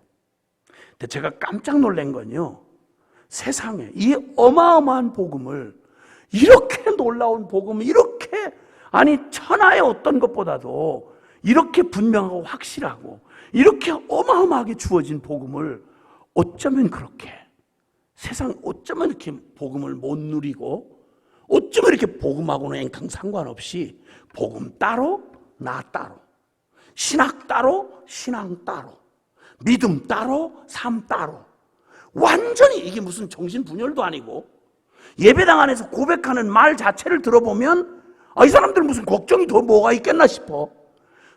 당장 나가서 사는 꼴을 들어보면 이건 뭐 전혀 하나님 없는 사람들하고 다를 게 전혀 없이 살아가는 이 이중적이고 정말 병리현상적인 이런 성도라고 말하는데, 성도라고 말하기는 참 어려운, 그건 뭐 직분 고하를 막론하고 뭐 신학을 했냐 안 했냐를 막론하고 어쩌면 이렇게 많아요. 어쩌다가 한두 사람을 봐도 충격이 되는데, 이건 뭐 그렇지 않은 사람을 찾아보기가 드물 정도로 제대로 믿는다고 말하는, 그걸 누린다고 하는 사람을 찾아보기가 쉽지 않다는 걸 깜짝 놀랐어요. 난 가장 뜨거웠던, 한국교회가 뜨거웠던 70년대, 80년대, 90년대를 지나면서 진짜 감격 속에 거기에 묻혀서, 나 같은 이런, 저는 편입생이잖아요. 교회에서 보면 중간에 따고 들어왔단 말이야. 이렇게 편입했단 말이에요. 그런데 아야 그냥 지금 한국교회 벌써 세월이 이러다 보니까 3대, 4대, 5대, 6대, 내가 7대까지 봤나? 그러면 내가 제일 부러운 게 모태신앙들 아니에요. 말 배울 때부터 하나님 하자부터 배웠잖아. 가나다로 순서가 아니라 하나님 하부터 해라. 하 이래가지고 하나님 하자부터 배우고, 하나님을 만나본 적도 없는데 말 배우면서 제일 먼저 한 게 기도하라 그러잖아요. 감사기도, 그렇죠? 하느님 아버지 감사해요. 하느님이 맛있는 거 주셔서 고마워요. 이렇게 엄마가 갖다 주는 걸 분명히 봤는데 보지 못한 하나님이 줬다고 하라고 계속 핍박을 받았잖아. 말도 가나다라 순서도 없이 하나님 하자부터. 그냥 예배 드리는 우리 애들은, 내가 막 개척할 때 애들이 이렇게 자라가지고 우리 애들은 소꿉놀이도 예배놀이를 했어요. 예배놀이. 제 큰아들은 담임 목사예요. 둘째 딸은 권사고, 그게 대표 기도를 해요. 그 다음에 셋째 딸은 헌금 수금위원이고, 넷째 딸은 넷째 딸은 또 교인이고, 막내는 태어나기도 전에 그 소꿉놀이를 해요. 그러니까 태어나면서부터 놀이 자체를 예배놀이, 그냥 말을, 언어를 배우고 문화를 이렇게 배웠으니 복음에 아주 파묻혀 죽을 만큼 이렇게 잘한 거 아니야. 복음 장아찌들이 됐을 텐데, 그러고 봤는데 어쩌면 그렇게, 아니 하나님에 대해서, 하나님하고 관계가, 복음에 잘 믿음이 좋다는 말은 하나님하고 관계가 좋다는 말 아니겠어요? 근데 나는 오래 묵은 교회, 60년 된, 100년 된 이런 교회들을 좀 이렇게 가서 보면요, 가서 하나님이 그 사람들한테 사과해야 될 정도야. 인상이 다 흘러내렸어요. 이렇게. 예배 시간, 집회 시간인데 예배가 흘러내렸어요. 이렇게. 이게 흘러내렸어. 보통 3대, 4대, 5대 뭐 이런 모태신앙 대부분이 모태신앙들이야. 그래서 봐서 이렇게 표정이 흘러내린 사람, 모태신앙, 안 모태를 어떻게 구분하냐면 하도 이제 강사로 돌아다니니까 이렇게 보면 알겠어요. 어디에 주로 안 모태가 앉아있고 어디에 모태가 앉아있는지 대강 알아. 이렇게 보면 크게 뭐 투시 은사를 받을 필요도 없어요. 그냥 이렇게 보면 막 아멘, 어머 주여, 아멘. 이건 전부 믿은 지 얼마 안 되는 날탱이 안 모태야. 안 모태 출신들. 어머 나 같은 죄인을 이렇게 사랑하시고 주여 찬송만 불러도 울고. 근데 그냥 전혀 표정이 흘러내린 채로 이렇게 흘러내린 사람들 이렇게 보면 모태신앙 연차를 거의 맞출 정도예요. 제가 오래 묵은 장로, 또 오래 묵은 권사, 집사 이렇게 표정이 이렇게 흘러내려가지고 이게 주름 개수, 각도 뭐 이런 걸 이렇게 보면요, 어지간히 3대째 모태신앙에 40년 묵은 거구나 이러면 거의 맞아요. 거의 맞아. 그냥 예수님이 사과를 해야 될 정도야. 예수 믿는 건 너무 어려워요. 잘 믿는 건 진짜 어려워요. 예수님이 사과를 해야 돼. 하여튼 그러면서 그게 균형 있는 신앙이래. 그게 제대로 믿는다는 거래. 자기들은 뿌리가 깊대. 썩은 이빨은 뿌리가 깊을수록 수술하기 어려워요. 그 나한테 와서 안 모태가 이렇게 또 뜨겁게 이러니까 좀 약간 짜증나나 봐. 그러니까 모태신앙들이 와서 나한테 인사를 하는 게 뭐냐면 전 모태신앙입니다. 그렇기 때문에 뜨겁진 않습니다. 모태신앙 이꼬로 뜨겁지 않음. 이게 공식이야. 응? 그리고는 또 자기도 말해놓고 이상한지 변명이라고 하는 게 뭐라, 모태신앙은 뜨겁진 않지만 한 가지 장점은 있습니다. 그건 꾸준합니다. 꾸준히 예배당을 나와요. 안 빠져. 그리고 꾸준히 의뢰를 못 받아. 그리고 꾸준히 교회 밥을 제일 많이 처먹어. 왜냐면 안 빠지니까. 그리고 그냥 꾸준히 변하질 않아. 4대째 모태신앙 장로님이 대표 기도를 한번 받아가지고 와서 지가 쓴 것도 아니고 마누라 권사가 써준 기도문을 이렇게 읽다가 불이 나가버린 거지. 안녕히 계십시오. 다음에 뵙겠습니다. 이렇게 하고 들어갔다는 웃지 못할 얘기가 농담인 줄 알았는데 진짜예요. 진짜 그런 장로님들이 한둘이 아니야. 난 이렇게 신기할 수가 없어요. 어떻게 이런 일이 있나. 근데 역사상, 교회사 역사상 내내 이 어마어마한 복음을, 이 엄청난 하나님이 세상을 이처럼 사랑하사 천지를 창조한 것보다 더 충격적이라서 그걸 재창조 역사라고 그래요. 죄인들 구원하는 역사를. 우린 그냥 무슨 한번 침례받고 잠깐 잠깐 뜨겁고 간증하고 옛날 과거 얘기하고 이런 따위가 아니고 이게 어마어마한 얘기거든요. 그런데 믿음이 자기들 스스로는 그런데 믿어 천국 갈 수 있다는 거야. 그 확신이 대단해요.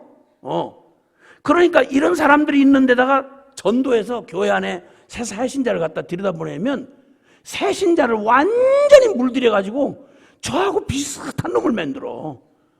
그러니 전도해서 데려다 주기도 무서워요. 그런 교회는. 왜냐하면 더 이상하게 만드니까. 여러분, 그래서 이제는 묻지 않을 수가 없는 거예요. 이 믿음이 이게 사기치는 믿음인지 아닌지. 이 말은 제가 하는 말이 아니고요. 이미 초대교회 당시에도 이런 일들이 있었던 거예요. 야고보서에 보면 행함이 없는 믿음은 죽은 믿음이라고요.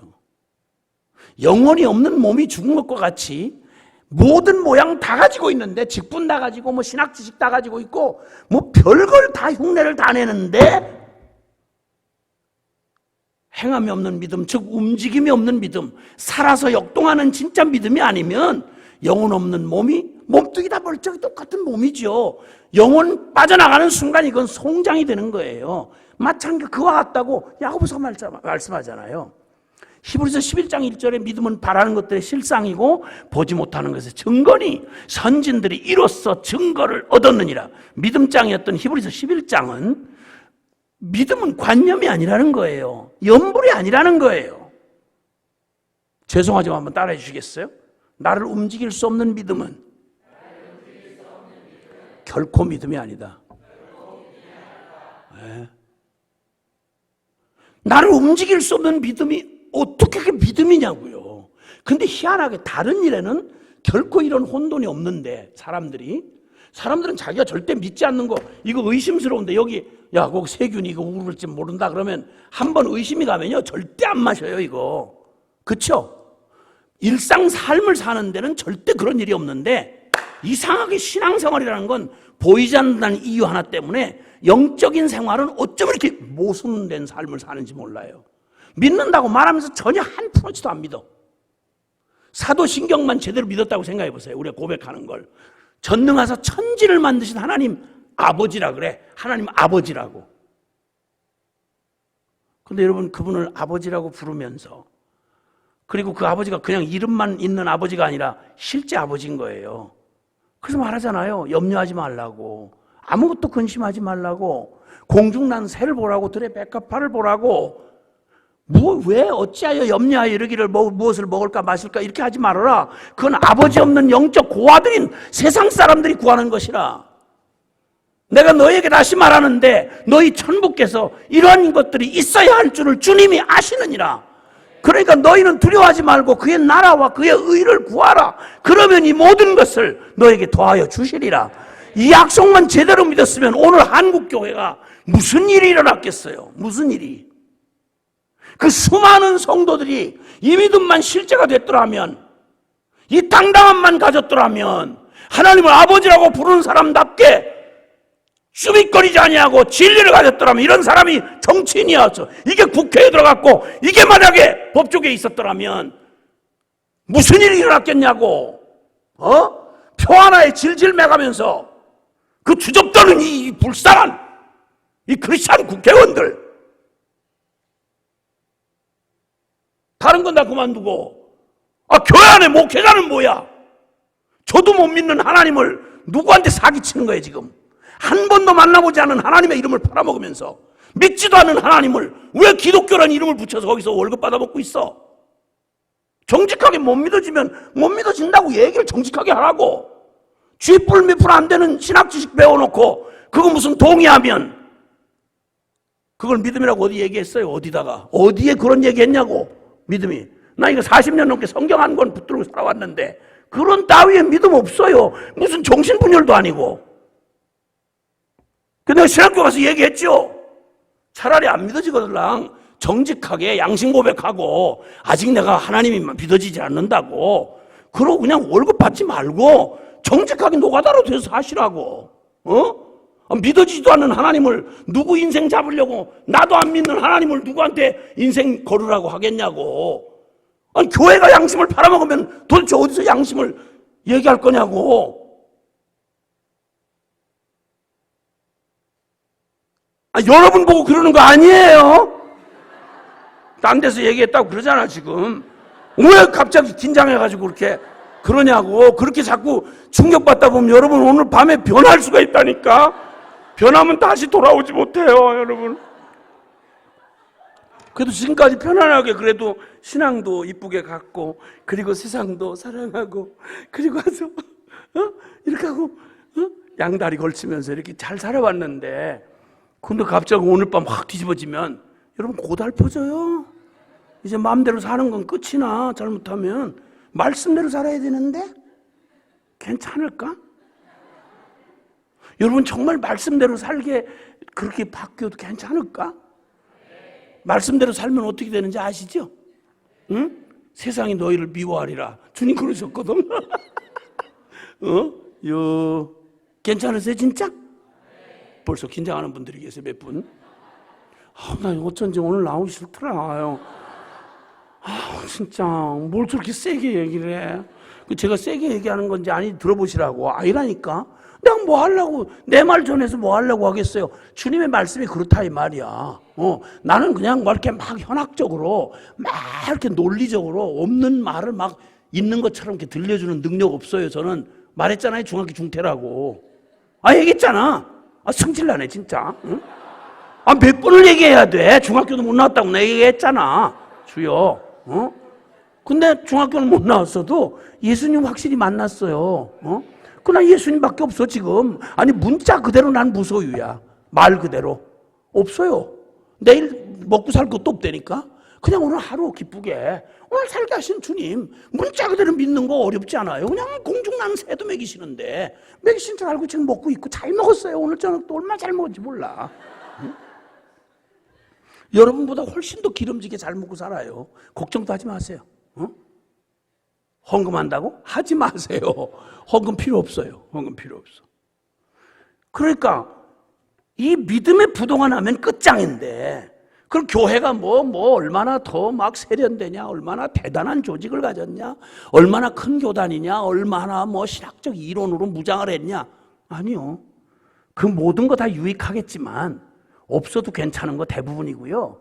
근데 없어서는 안 되는 가장 중요한 게 있단 말이야. 우리 교회는 그냥 종교 집단 아니에요. 사람들이 표현하고 알고 있는 종교 따위가 아니라고요. 기독교는 생명이에요. 하나님은 살아 계시고요. 그 하나님 살아계신 주님이 우리의 예배를 받으시는 주체이시라고요. 할렐루야. 하나님을 만나고 왔는데 하나님 면회하고 왔는데 웬 근심이 많아 이렇게 얼굴에.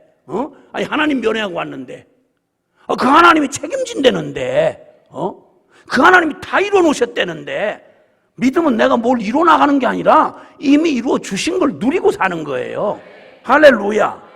그러니까 이제는 이 믿음만 이제 온전하게 내 믿음, 살아있는 믿음, 이상도 이하도 말고 사실을 사실로 믿는 거예요. 하나님 이상으로 말고 하나님으로 믿고 하나님이 약속한 약속으로 믿는 거예요. 그러면 되는 거예요. 뭐 억지로 없는 걸 믿어라, 뭐 안 되는 걸 억지로 쥐어짜라 이런 말 없다니까. 몰라서 오해를 해서 이랬던 거 성령께서 이런 부흥회를 통해서 또 매일 말씀 양육을 통해서 쉐를 통해서 또 그냥 말씀을 여러분이 읽으면서 그 말씀이 성령께서 우리에게 조명해 주시면 우리가 알고 있던 그 잡다하고 엉켰던 이런 헛된 속임수에 속아 살아왔던 내 인생이 그냥 이 진리를 만나고 난 진짜 예수님 만나고 충격받고요. 이 성경을 붙들고 이거 한 권 가지고 살아왔는데 이 성경의 이해는 못하죠. 내가 어떻게 다 하겠어. 이해 못한다고 내가 못 믿을 이유는 없잖아. 내가 이해할 수 있는 게 몇 가지나 되는데 이해를 해. 여러분 쌀밥 먹었는데 어떻게 까만 머리가 나오냐고. 그 부드러운 그 밥을 씹어 먹었는데 어떻게 딱딱한 이빨이 나오냐고. 알아야 먹어? 왜 밥들 드셔? 전파 원리를 알아야 TV를 켜? 말도 안 되는 소리 어디 어처구니없는 짓들을 그런 소리를 해. 다 모르고 사는 게 태반이지 뭘 그래. 스마트폰 그 원리를 어떻게 알아요? 그 조그만 손 안에 그거 어떻게 그 원리를 아냐고. 원리를 모르면서 어디 스마트폰을 창피하게 들고 들어다니고 난리야. 어디 그걸 키고 그 유튜브 보고 난리야. 그게 말도 안 되는 얘기지. 그 말도 안 되는 소리를 그날 이후로 나는 이해는 못해도 믿는데 전혀 지장이 없었어요. 왜? 살아계신 하나님을 만났는데 못 믿을 게 뭐가 있어. 그러면서 깨닫게 된 인생인 뭔가, 나는 누군가. 야, 충격 자체였어요. 진짜 아래서 처음 깨난 것 같고 그 씨앗이 정말 싹을 틔우고 그 속에 있는 생명의 충만함이 내 인생 대로 지치고 뭐 시들을 사이가 없어요. 예수 오래 믿어서 뭐 과거엔 뜨거웠었는데 뭐 지금은 뭐 어쩌 식었느니 뭐 죽이야? 무슨 빌어먹을 왜 신앙이 뭘 씻고 데우고 뭐 그런 거 어딨어? 예수님을 믿는 게 신앙인데 말도 안 돼.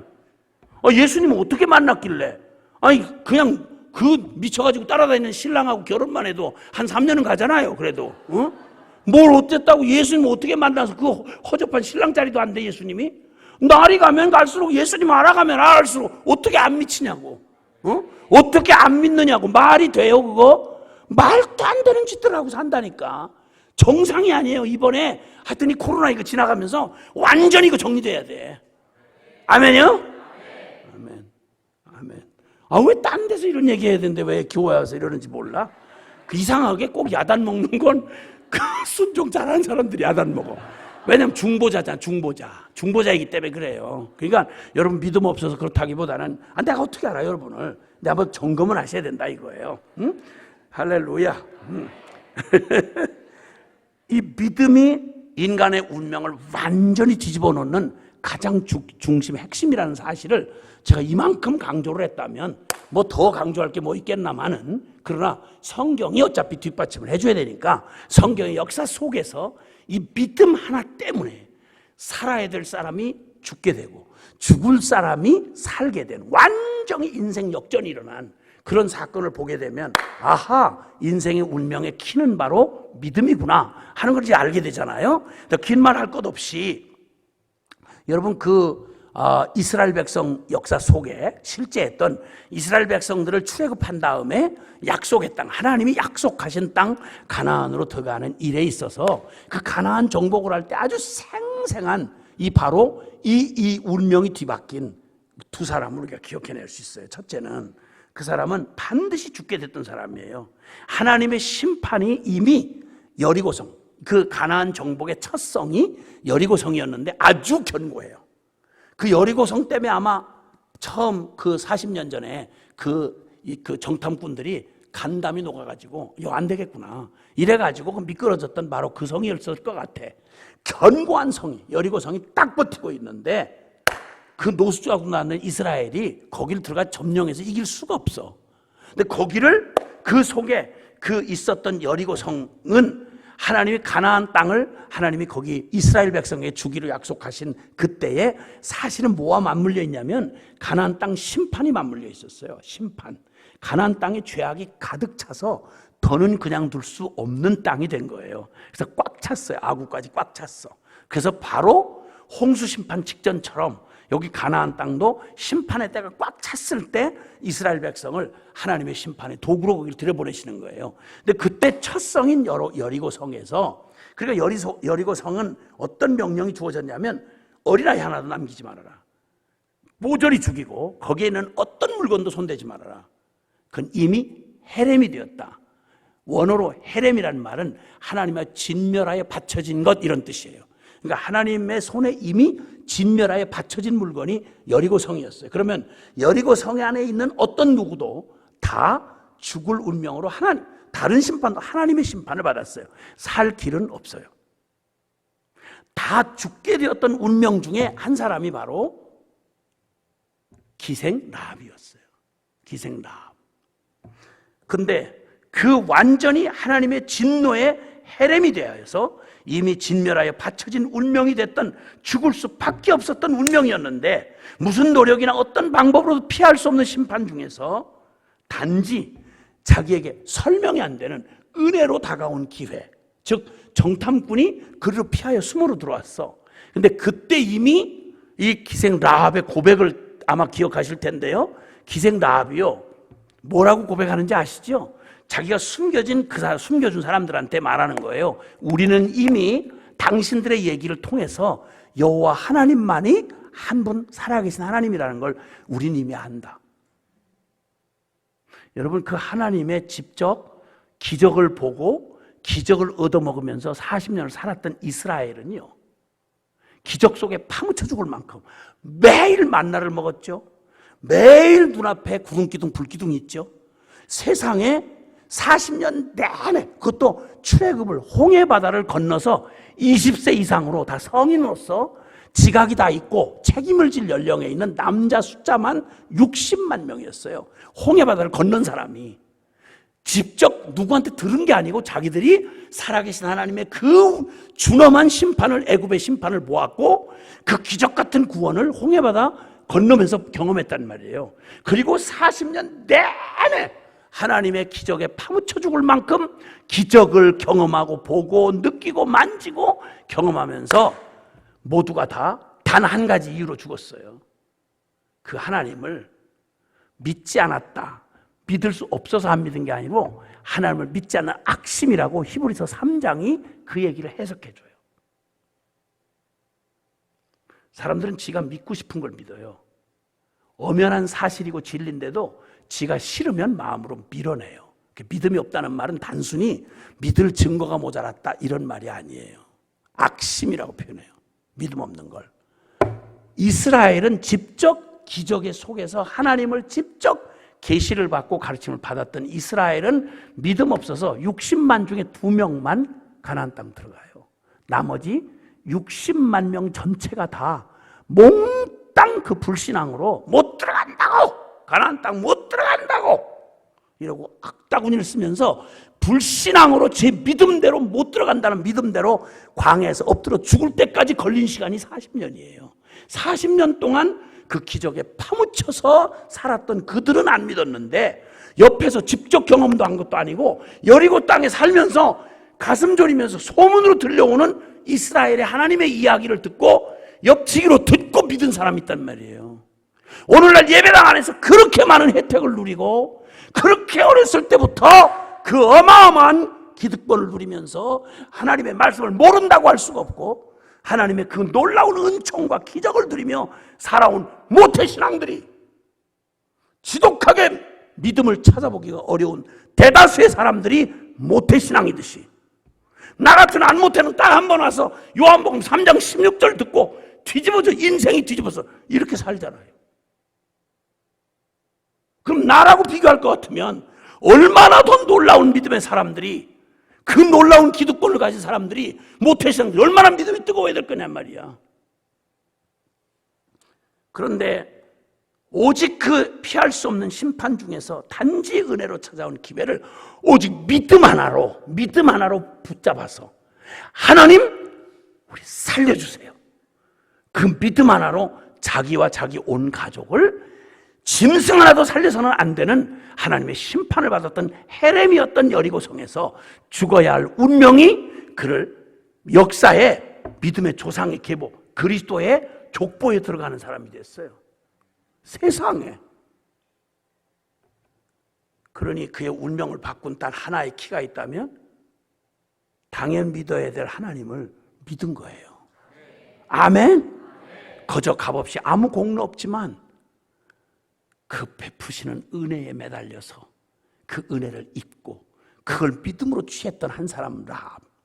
그는 앞으로 이루어질 복음을 믿음으로 오직 이 은혜를 받아 누리는 우리의 기가 막힌 전형이 된 사람이죠. 죽어야 될 운명이 살게 된 운명의 키가 믿음이었어요. 그런데 또 하나 아주 부정적인 여리고 정복 사건에, 그 여리고 정복 사건에서 아주 반대되는, 반드시 살았어야 할 사람이 죽게 된 한 사람을 떠올리게 돼요. 그가 누구냐면 아간이었어요.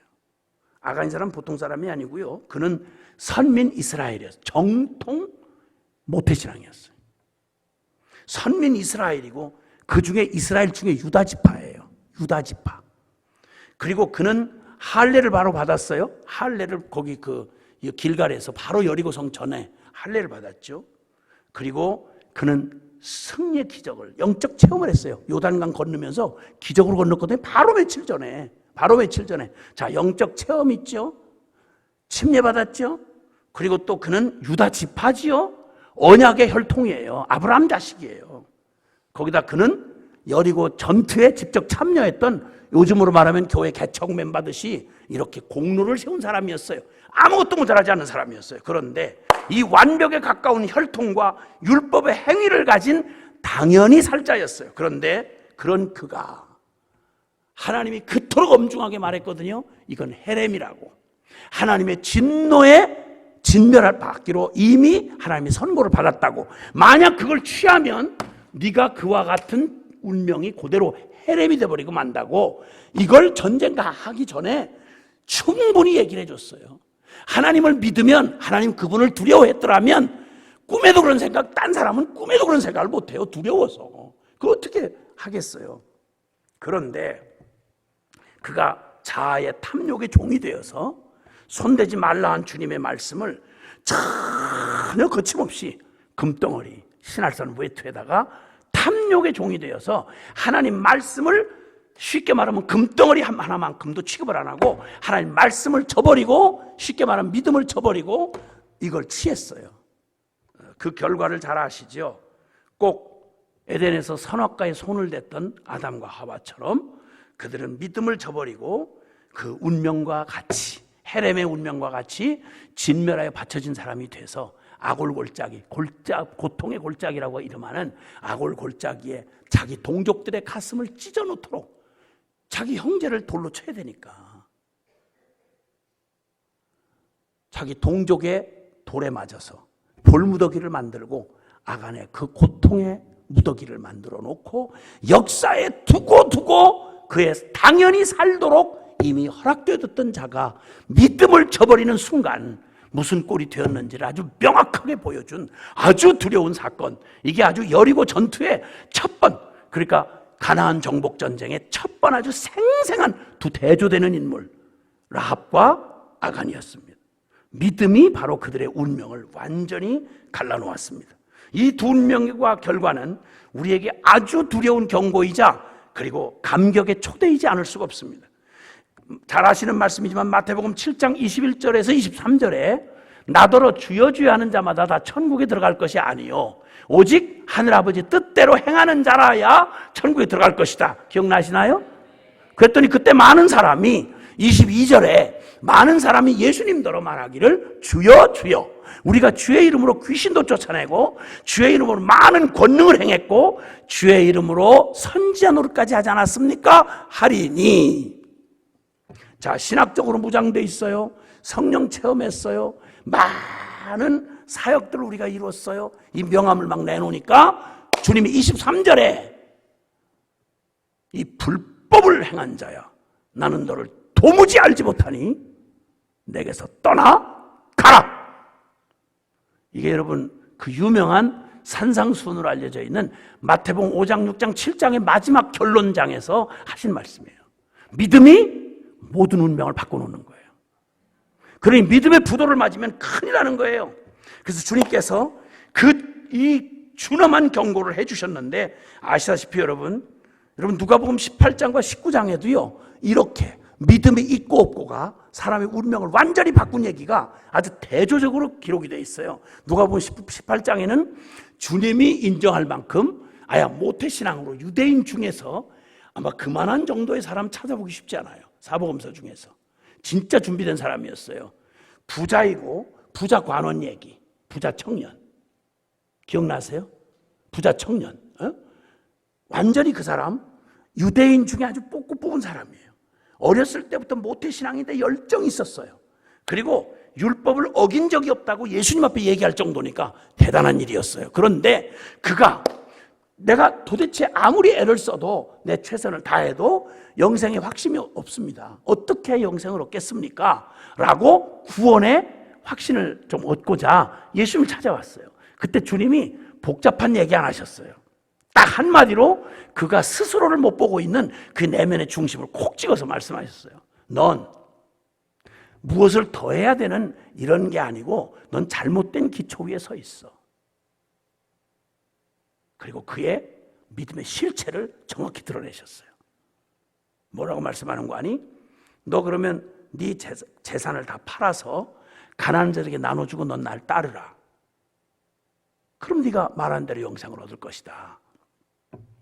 여러분 이 얘기의 합은 뭐냐면 내가 아무리 애를 쓰고 그렇게 율법을 지키고 모범적으로 제가 살아왔는데 영생에 확신이 없습니다. 뭐가 잘못된 겁니까? 그랬더니 아니 다른 게 잘못된 게 아니라 네 안에 문제가 있어. 전 진짜 영생을 진지하게 추구하는데요. 맞아. 그런데 너는 영생만 추구하는 존재가 아니라 네 안에는 영생 못지않게 더 전심으로 붙잡고 있는 게 있어. 그건 바로 네가 가지고 태어난 기득권이야. 재산이야. 그리고 주님이 말하세요. 사람의 마음에 진실이 드러날 때는 양자택일의 선택의 기로에 서보면 알아요. 코로나 사태를 딱 접하면서 한국교회에 그동안 좋은 말 다 같이 따라하죠. 믿음의 실체가 그대로 드러나고 있어요. 지금 목회자들 중에도 정확하게 드러나고 있고요.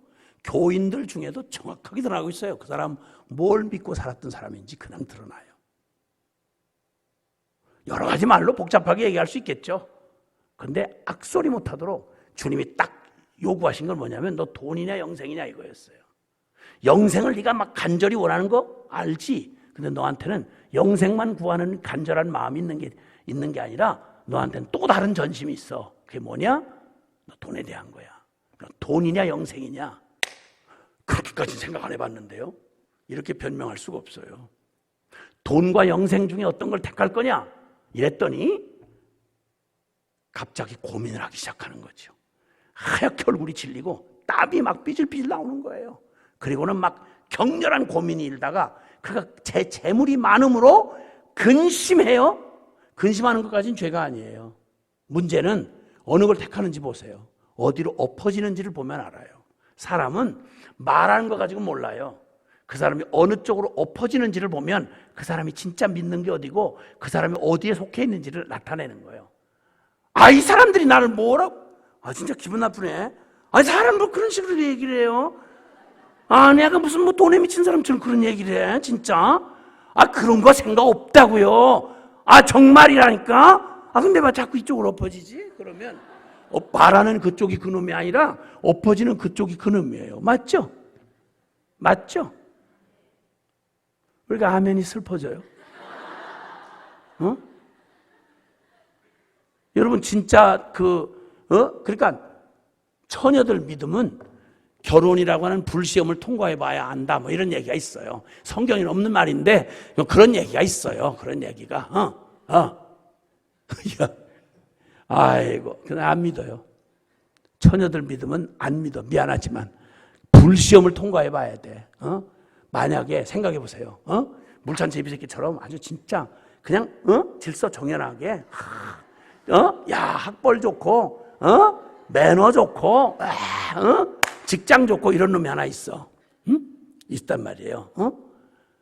그리고 또 하나는 진짜 어디도 내놓기가 좀 그런 이해가 많이 필요한 그냥 은혜스럽게 생기긴 했는데 정말 이해를 많이 해야 되는 거기다 또 다 해봐야 고등학교 간신히 나왔어. 그리고 저 아버지도 농사꾼이야. 그런데 이 사람이 와 청년회장이야. 믿음 끝내주지. 주변의 목사님들이 다 인정하고 야, 이 청년 믿음 진짜. 근데 그냥 정말 믿음만을 늘 얘기했던 옛날에 처녀 집사가 있었어요. 옛날에 처녀를 집사를 안 시켜요. 보수적인 교회에서. 얼마나 믿음이 좋았으면 처녀를 집사를 시켰겠냐고. 입만 벌렸다면 주님밖에 뭘 볼 게 있어요. 오직 믿음이지요. 저는 주님밖에 없어요. 믿음 빼놓고 뭘 말하겠어요. 진짜. 이래가지고 진짜 목사님들이 순진하니까 그 처녀의 말을 100% 믿은 거예요. 그래가지고는 막 주변 교회 목사님들이 그 믿음 좋은 청년을 쉽게 말하면 이렇게 중신을 서준 거야. 근데 선을 딱 보고 난 다음에 기쁨이 없어. 이 자매가, 처녀 집사가. 그 자꾸 대답을 확실히 듣고 싶은데 그 고백대로라면 그냥 너무 어머나 세상에 하나님 선물이에요. 제가 그 자격이 될까 이렇게 하고 결혼을 오케이 할 줄 알았는데 자꾸 물어도 대답이 없어. 그 나중에 재촉해서 물으니까 이렇게 대답하는 거죠. 기도가 잘 안 돼요. 이 말은 목사님들은 그걸 또 순진하게 믿어요. 기도를 진지하게 하고 믿음이 좋으니까 그런가 보다. 하나님 뜻을 묻는가 보다. 이제 조는 좋은데 이런 줄 알고 그 말을 그렇게 믿어요. 근데 우리는 알잖아. 느낌을 벌써. 저건 벌써 물 건너갔다 이런 얘기 아니에요. 그걸 영적으로 표현하면 싫어요. 그럼 어떻게 거기를 결혼해요? 뭐 이렇게 하는 말을 기도가 잘 안 돼요. 이렇게 말하는 거잖아요. 다 알잖아요. 알면서 뭐 이렇게 또 시치미를 딱 대고 이러셔? 진짜. 그런데 그러던 처녀 집사에게 세상에 그 중심을 떠보려고 했는지 어렸을 때 그 초등학교 때 동창 하나가 이놈이 현역 무당 아들이야. 현역으로 뛰는 은퇴한 무당 말고 현역으로 뛰는 무당 아들인데 이놈이 어렸을 때부터 뭔가 제비새끼처럼 생겼어. 그래가지고 여자애들이 너무 걔를 좋아한 거야. 초등학교 때부터 그냥 걔 좀 어떻게 이게 말이라도 걸어보고 싶어서 여자애들이 막 이러던 인기 있던 얘가 군대를 갔다 와가지고 이 자식이 어떻게 글쎄 무슨 일에 그렇게 바라볼 수 없을 것처럼 생각했던 그게 그 처녀 집사한테 청혼을 해온 거야. 청혼을. 나중에 알고 보니까 예수님하고는 아무런 인연이 없어. 그냥 군대 가서 그래서 저 쪼그파이하고 그거 준다고 그러니까 예배당 한번 그냥 군대에서 예배당 나갔다가 그냥 막 성부성자 성령 이름으로 그 쪼그파이 하나 얻어먹고 합동 진중 세례식에서 맞박 한번 맞고 그렇게 인연을 맺고는 다시는 나가지 않은 그런 놈이야. 그런 놈이 예수님하고 인연이 하나도 없어. 믿음은 전혀 없어. 그런데 그 놈이 영광스럽게 이 처녀 집사한테 청혼을 한 거예요. 그러니까 이미 뭐라고 근데요 그 어떤 사람이 이렇게 청혼을 또 해왔는데요 근데 자꾸 기도가 돼요. 이 말은 벌써 마음 건너갔다는 거야. 그럼 나중에 이 처녀 집사가 믿음은 전혀 없는 놈 그런데 반반하게 생긴 놈 그 놈한테 시집을 갔겠어요? 아니면 올리 믿음밖에 없고 진짜 시험 들 만큼 믿음밖에 없는 청년 회장한테 시집을 갔을까? 누구한테 갔을 것 같아요? 네? 물찬 제비새끼하고 그 다음에 올리 믿음하고 그 둘 중에 어디로 갔을까? 시집을 어디로 갔을까요? 네? 올리 믿음? 물찬 제비? 지금 누가 대답하신 거예요? 자매님 대답하셨어요? 그걸 어떻게 하셨어요? 어머나 세상에 주여 용서해 주시옵소서. 근데 여러분의 믿음대로 그 믿음 좋다던 처녀 집사가 그놈한테 갔어요. 거 갔어. 예배당 나왔을까? 안 나왔어요. 안 나왔어. 안 나왔다고. 나중에는 시어머니가 큰 신을 섬기던 그 며느리가 들어와서 굿이 안 된다고 나 굿이 안 돼 밥벌이가 안 되니까 너 제발 큰 신이 화가 났나 보다고 너 큰 신 좀 가서 달래러 네가 교회 나가라고 시어머니가 권해도 안 나오는 사람이 된 거예요. 처녀 집사가. 그러니 내가 처녀의 믿음을 내가 믿겠어? 그럼 또 이 얘기를 들으면서 어떤 사람은 어머 그 퇴짜 맞은 청년회장이 저 사람 아니야? 이런 생각을 한다는 자체가 아주 기분 나빠요 지금. 난 그런 일이 없어요. 청년회장을 했던 적은 있지만 난 그런 적은 없다고. 아니 그런 상상을 하는 자체가 기분 나쁘단 말이에요. 내가 어디서 내가 제일 사람으로 보여? 진짜 주여.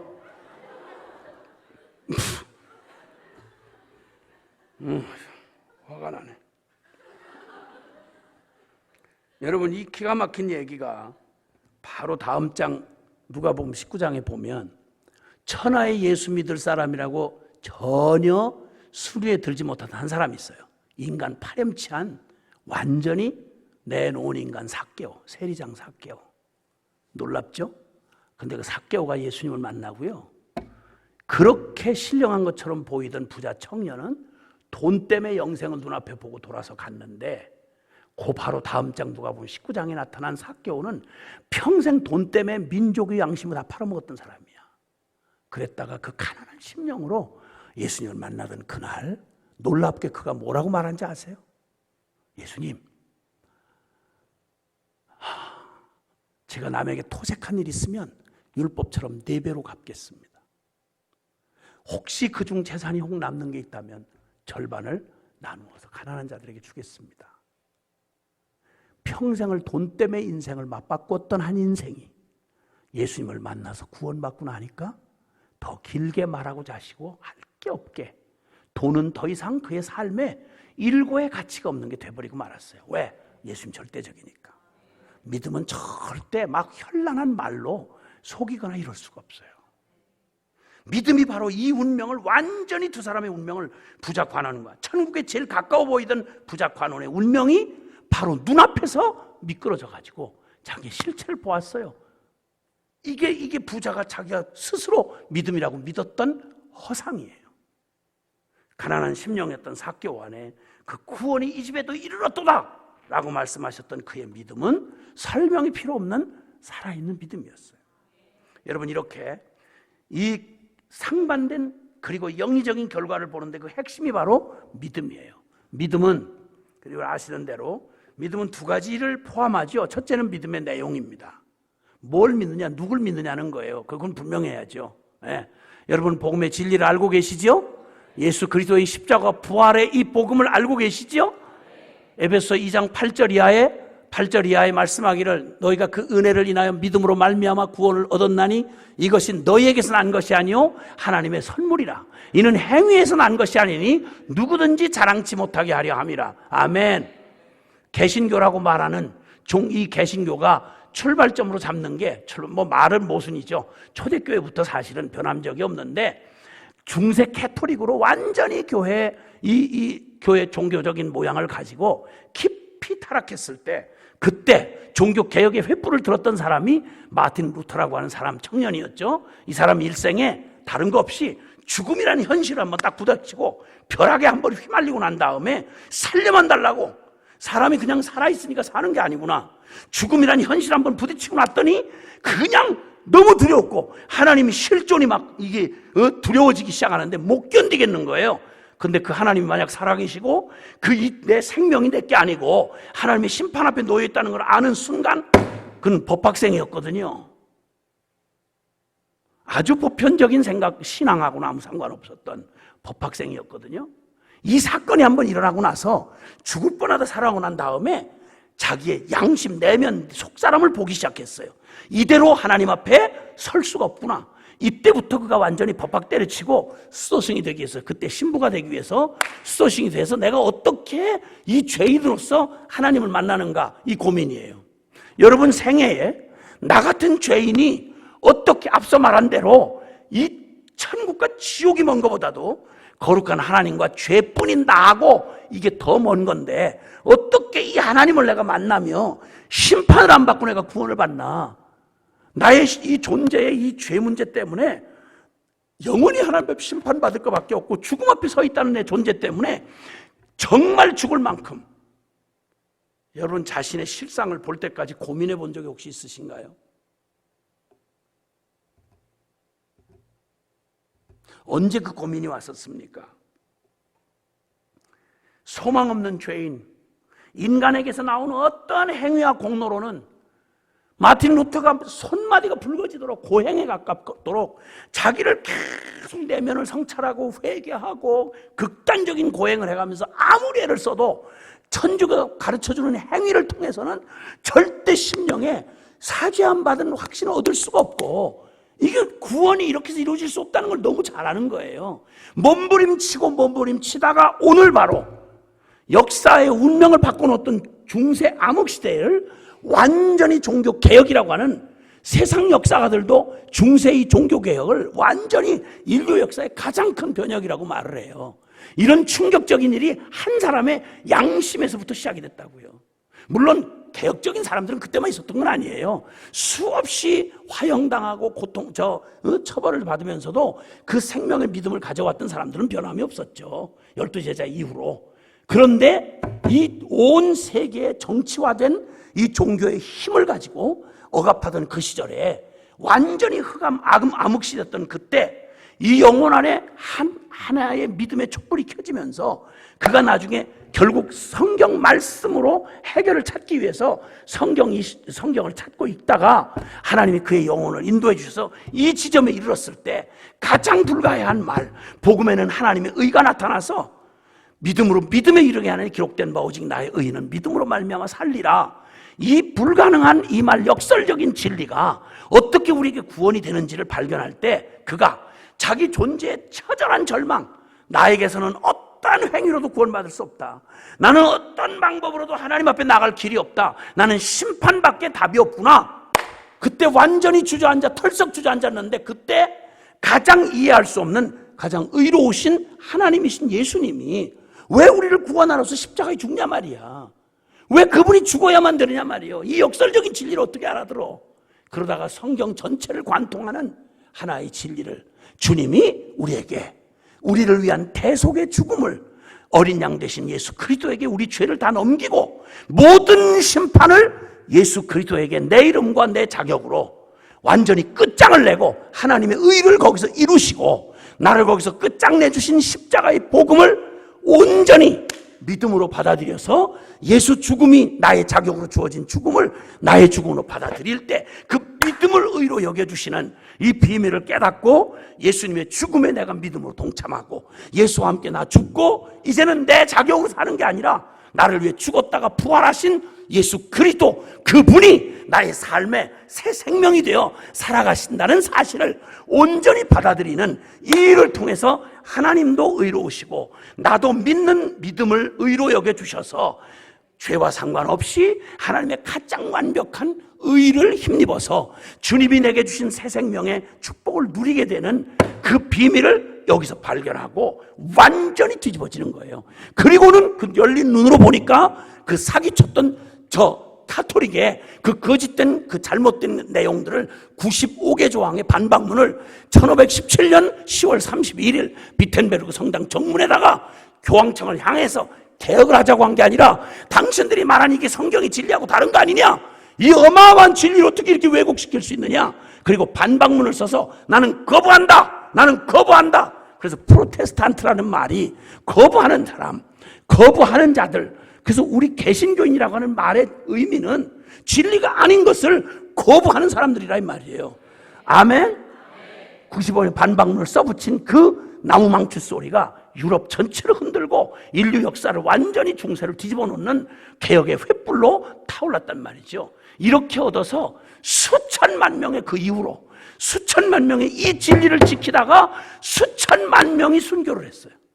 수천만 명이 그렇게 전해진 복음을 하나님이 이 땅에 이 복음을 듣고 듣기만 하고 믿기만 하면 구원 얻는 이 놀라운 이 사실을 이 복음을 전해주려고 하나님의 젊은 선교사들을 이 땅에 보내주셔서 그리고 오늘 전혀 꿈꿀 수도 바랄 수도 없었던 이 조선 땅에 하나님의 복음이 130여 년 전 들어와서 그 복음과 함께 십자가의 삶을 살았던 증인들에 의해서 그 복음이 증거되어지고 오늘 우리에게 전해져서 우리가 이 복음, 이 은혜의 복음 앞에 서게 된 것입니다. 아멘.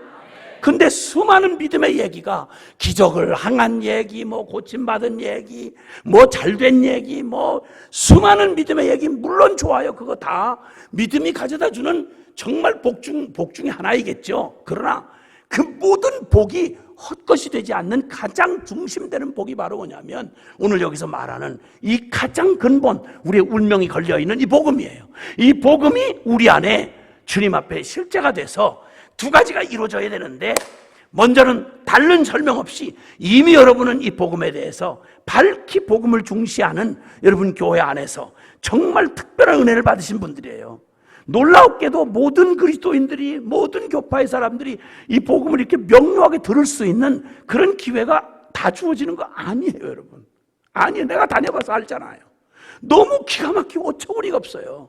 왜 예수를 믿는지 뭘 믿는 건지를 모른 채로 이런 사람이 한둘이 아니에요. 근데 이 복음을 잘 좋은 정확하고 바른 복음을 들었다는 것도 큰 축복이지만 이 복음은 내용상 믿음이 돼야 되고 바른 걸 믿어야 되고 그 다음에 믿음의 실제성이에요. 이 믿음이 정말 나에게 진정한 믿음이 됐는가라고 하는 거죠.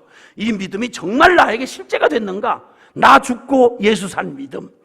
복음 앞에 내가 고민하고 마틴 루터를 움직이셨던 성령께서 우리를 성령이 요한복음 16장 8절에 보혜사가 오시면 죄에 대하여 의에 대하여 심판에 대하여 세상을 책망하시리라 늘 들어왔던 말씀인데 늘 당연히 믿는다고 생각했던 건데 어느 날 이 진리가 죄에 대하여 의에 대하여 심판에 대하여 성령께서 이 들었던 진리의 말씀이 내 영혼을 그대로 수술해 오시면서 무릎이 털썩 꺾이는 거예요. 나의 최선이 와르르 무너지고 하나님 앞에 나의 실상이 드러나고 나면 나 이거 죽었구나.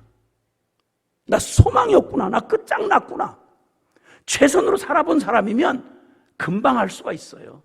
내가 이 복음대로 주님의 말씀대로 산다는 게 내게서 전혀 나올 수 없는 일이라는 걸 알게 되면 그럼 정말 나의 의지가 나로서는 도저히 내 존재로서는 하나님 앞에 나갈 수 없다는 절망을 깨닫게 되는데 복음에 진지하게 부딪혀 봐야만 나의 실상을 발견할 수 있어요. 여러분 영적인 슬픔이라는 거 경험해 보셨어요? 영적인 슬픔. 주님 사랑하고 이 모든 거 다 믿는데 근데 아무리 해도 주님을 기쁘게 해드릴 수 없다는 그 좌절 앞에 설 때 그때 영적인 슬픔을 경험하게 돼요. 그때 다시 바라보는 십자가는 의미가 달라요. 그때 비로소 우리는 성경이 그렇게 말해왔던 얘기 갈라디아서 2장 20절 내가 그리스도와 함께 십자가에 못 박혔나니 그런즉 이제는 내가 산 것 아니요 오직 내 안에 그리스도께서 사신 것이라. 이제 내가 육체 가운데 사는 것은 나를 사랑하사 나를 위하여 자기 자신을 버리신 하나님의 아들을 믿는 믿음 안에서 사는 것이라. 아멘. 여러분, 이 사실이 내 영혼 안에 주님 이늘친 성령께서 우리에게 하고 싶으신 이 수많은 복음을 들려주시고 나를 이렇게 순종하는 나의 삶을 이끌어 가시면서 주님이 하시는 가장 핵심적이고 중심적인 역사가 바로 뭐냐면 갈라디아서 2장 20절의 비밀이에요. 그렇게 유대인들이 울며 불며 애를 써도 도달할 수 없던 그것. 그래서 주님이 복음이 되어 오셔서 그 불가능한 우리의 삶을 당신의 삶으로 끝을 내주시고 복음에서 완성을 시켜주시고 이제 믿기만 하면이라는 말이 우리 믿었다는 이 진리를, 복음을 믿었다는 진리를 여러분 너무도 그 강조하는 교회 있잖아요. 침례 받으실 때 로마서 6장 3절 4절에 말한 것처럼 너희가 침례를 받을 때 무슨 의미로 받았냐? 그의 죽으심과 합하여 침례 받은 것을 알지 못하느냐? 그러므로 그와 함께 죽었기 때문에 그와 함께 장사되었나니 이는 그리스도를 죽은 자 가운데 살리신 이가 우리로 하여금 그 바로 부활하신 예수의 새 생명 가운데 행하게 하려 하심이라. 나 죽고 예수가 사는 이 신비한 일을 복음 안에서 예수님이 내 이름과 내 자격으로 다 이루어 놓으실 때 이미 하나님 앞에서 끝난 일이야. 근데 그걸로 우리를 초대하시는 거예요. 너 울어도 애를 써도 몸부림쳐도 안 되던 너, 영적인 슬픔의 자리에 있을 수밖에 없는 너의 바로 그 인생의 모든 노력이 끝난 바로 그 자리, 바로 그 일을 이루신 분이 바로 예수님이시야.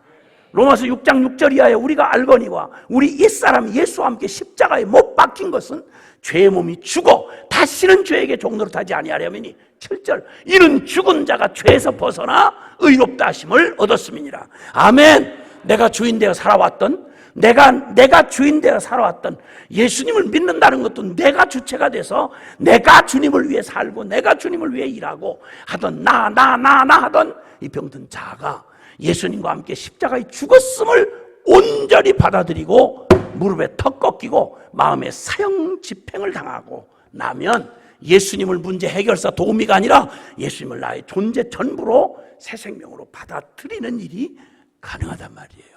할렐루야. 나 죽고 예수 그리스도가 사시는 삶으로 우리를 초대해 주셨어요. 이게 복음의 비밀이에요. 그래서 믿는다는 말은 아주 정확해요. 예수 그리스도를 믿는다는 말은 애매모호하잖아요. 뭘 믿느냐? 내가 그리스도와 함께 십자가에 못 박혔나니 그런즉 이제는 내가 산 것 아니요 오직 내 안에 그리스도가 사신다 하는 역사적 객관적 실제 사건을 우리가 믿는 거예요. 그래서 예수 죽음이 내 죽음이었구나 하는 걸 깨닫고 헛된 수고, 눈물겨운 애씀 이거 십자가 밑에 내려놓고 나 주님과 함께 죽었구나. 변하지 않는 나 죽었구나. 그렇게 음란하던 나 죽었구나. 그 소망 없던 나 죽었구나. 그렇게 고집 세우던 자기 의로 똘똘 뭉쳤던 나 주님과 함께 죽었구나 라는 사실을 온 마음으로 받아들이고 마음의 사형 선고를 당하고 나면 그러면 이제는 내가 아니요 오직 내 안에 그리스도가 사시게 된 사실을 이제 온전히 받아들이게 된단 말이에요. 할렐루야. 여러분 언제 여러분은 내 마음 내 자신에 대한 사형 선고를 받은 적이 있으십니까? 그리고 언제 예수님이 나의 전부가 되시도록 나의 필요한 도우미가 아니고 문제 해결사가 아니라 나의 전부로 그 주님에게 나의 삶 전체를 주권을 넘겨드리며 그분 전부로 받아들이는 그런 결단을 주님 앞에 무슨 의식이 아니라 여러분 존재 안에 그 사실을 받아들인 때는 언제십니까? 여러 과정이나 차이는 있을 수 있으나 분명한 내용은 차이가 있을 수가 없습니다.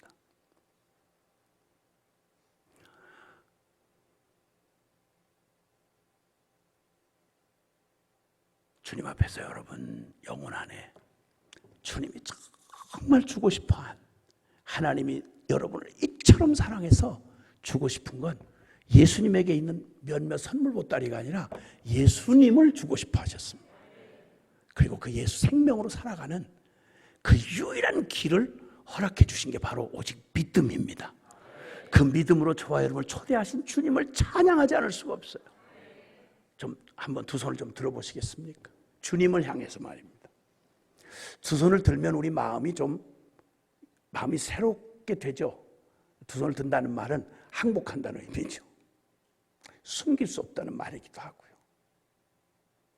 천부의 의지 없어서 손 들고 옵니다.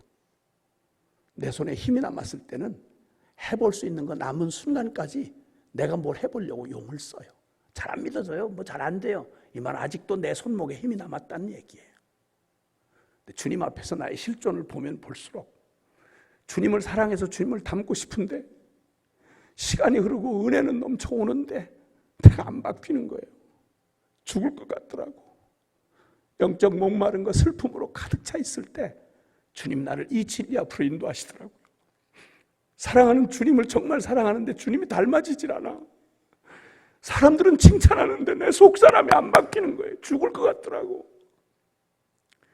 여러분 이런 슬픔 경험 못 해보셨나요? 다른 어떤 위로도 위로가 안 돼요. 다른 무엇으로도 날 만족시킬 수가 없어요.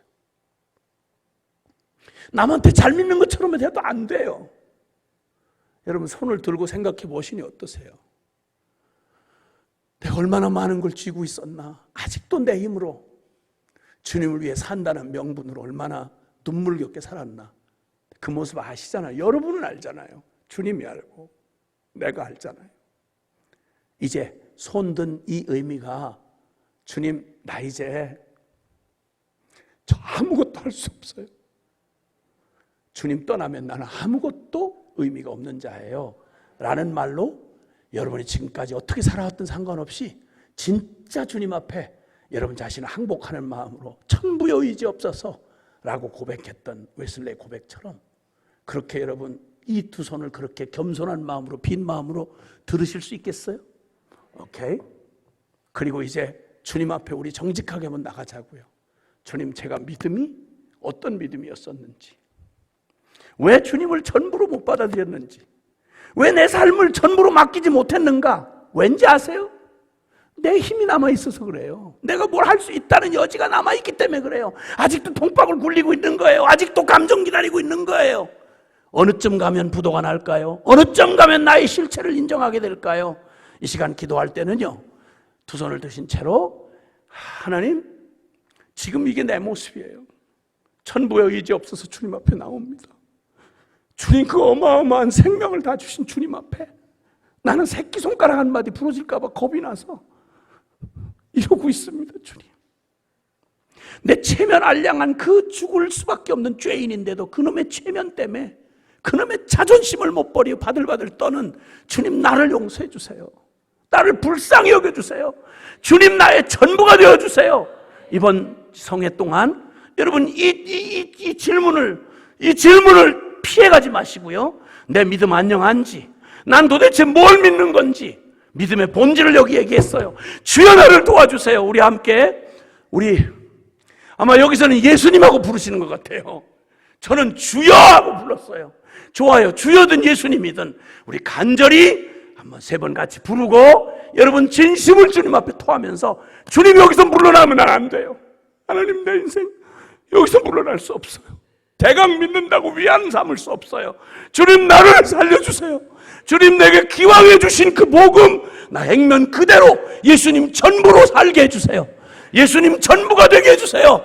우리 다 같이 함께 주여 예수님 하고 같이 부르고 통성으로 기도하겠습니다.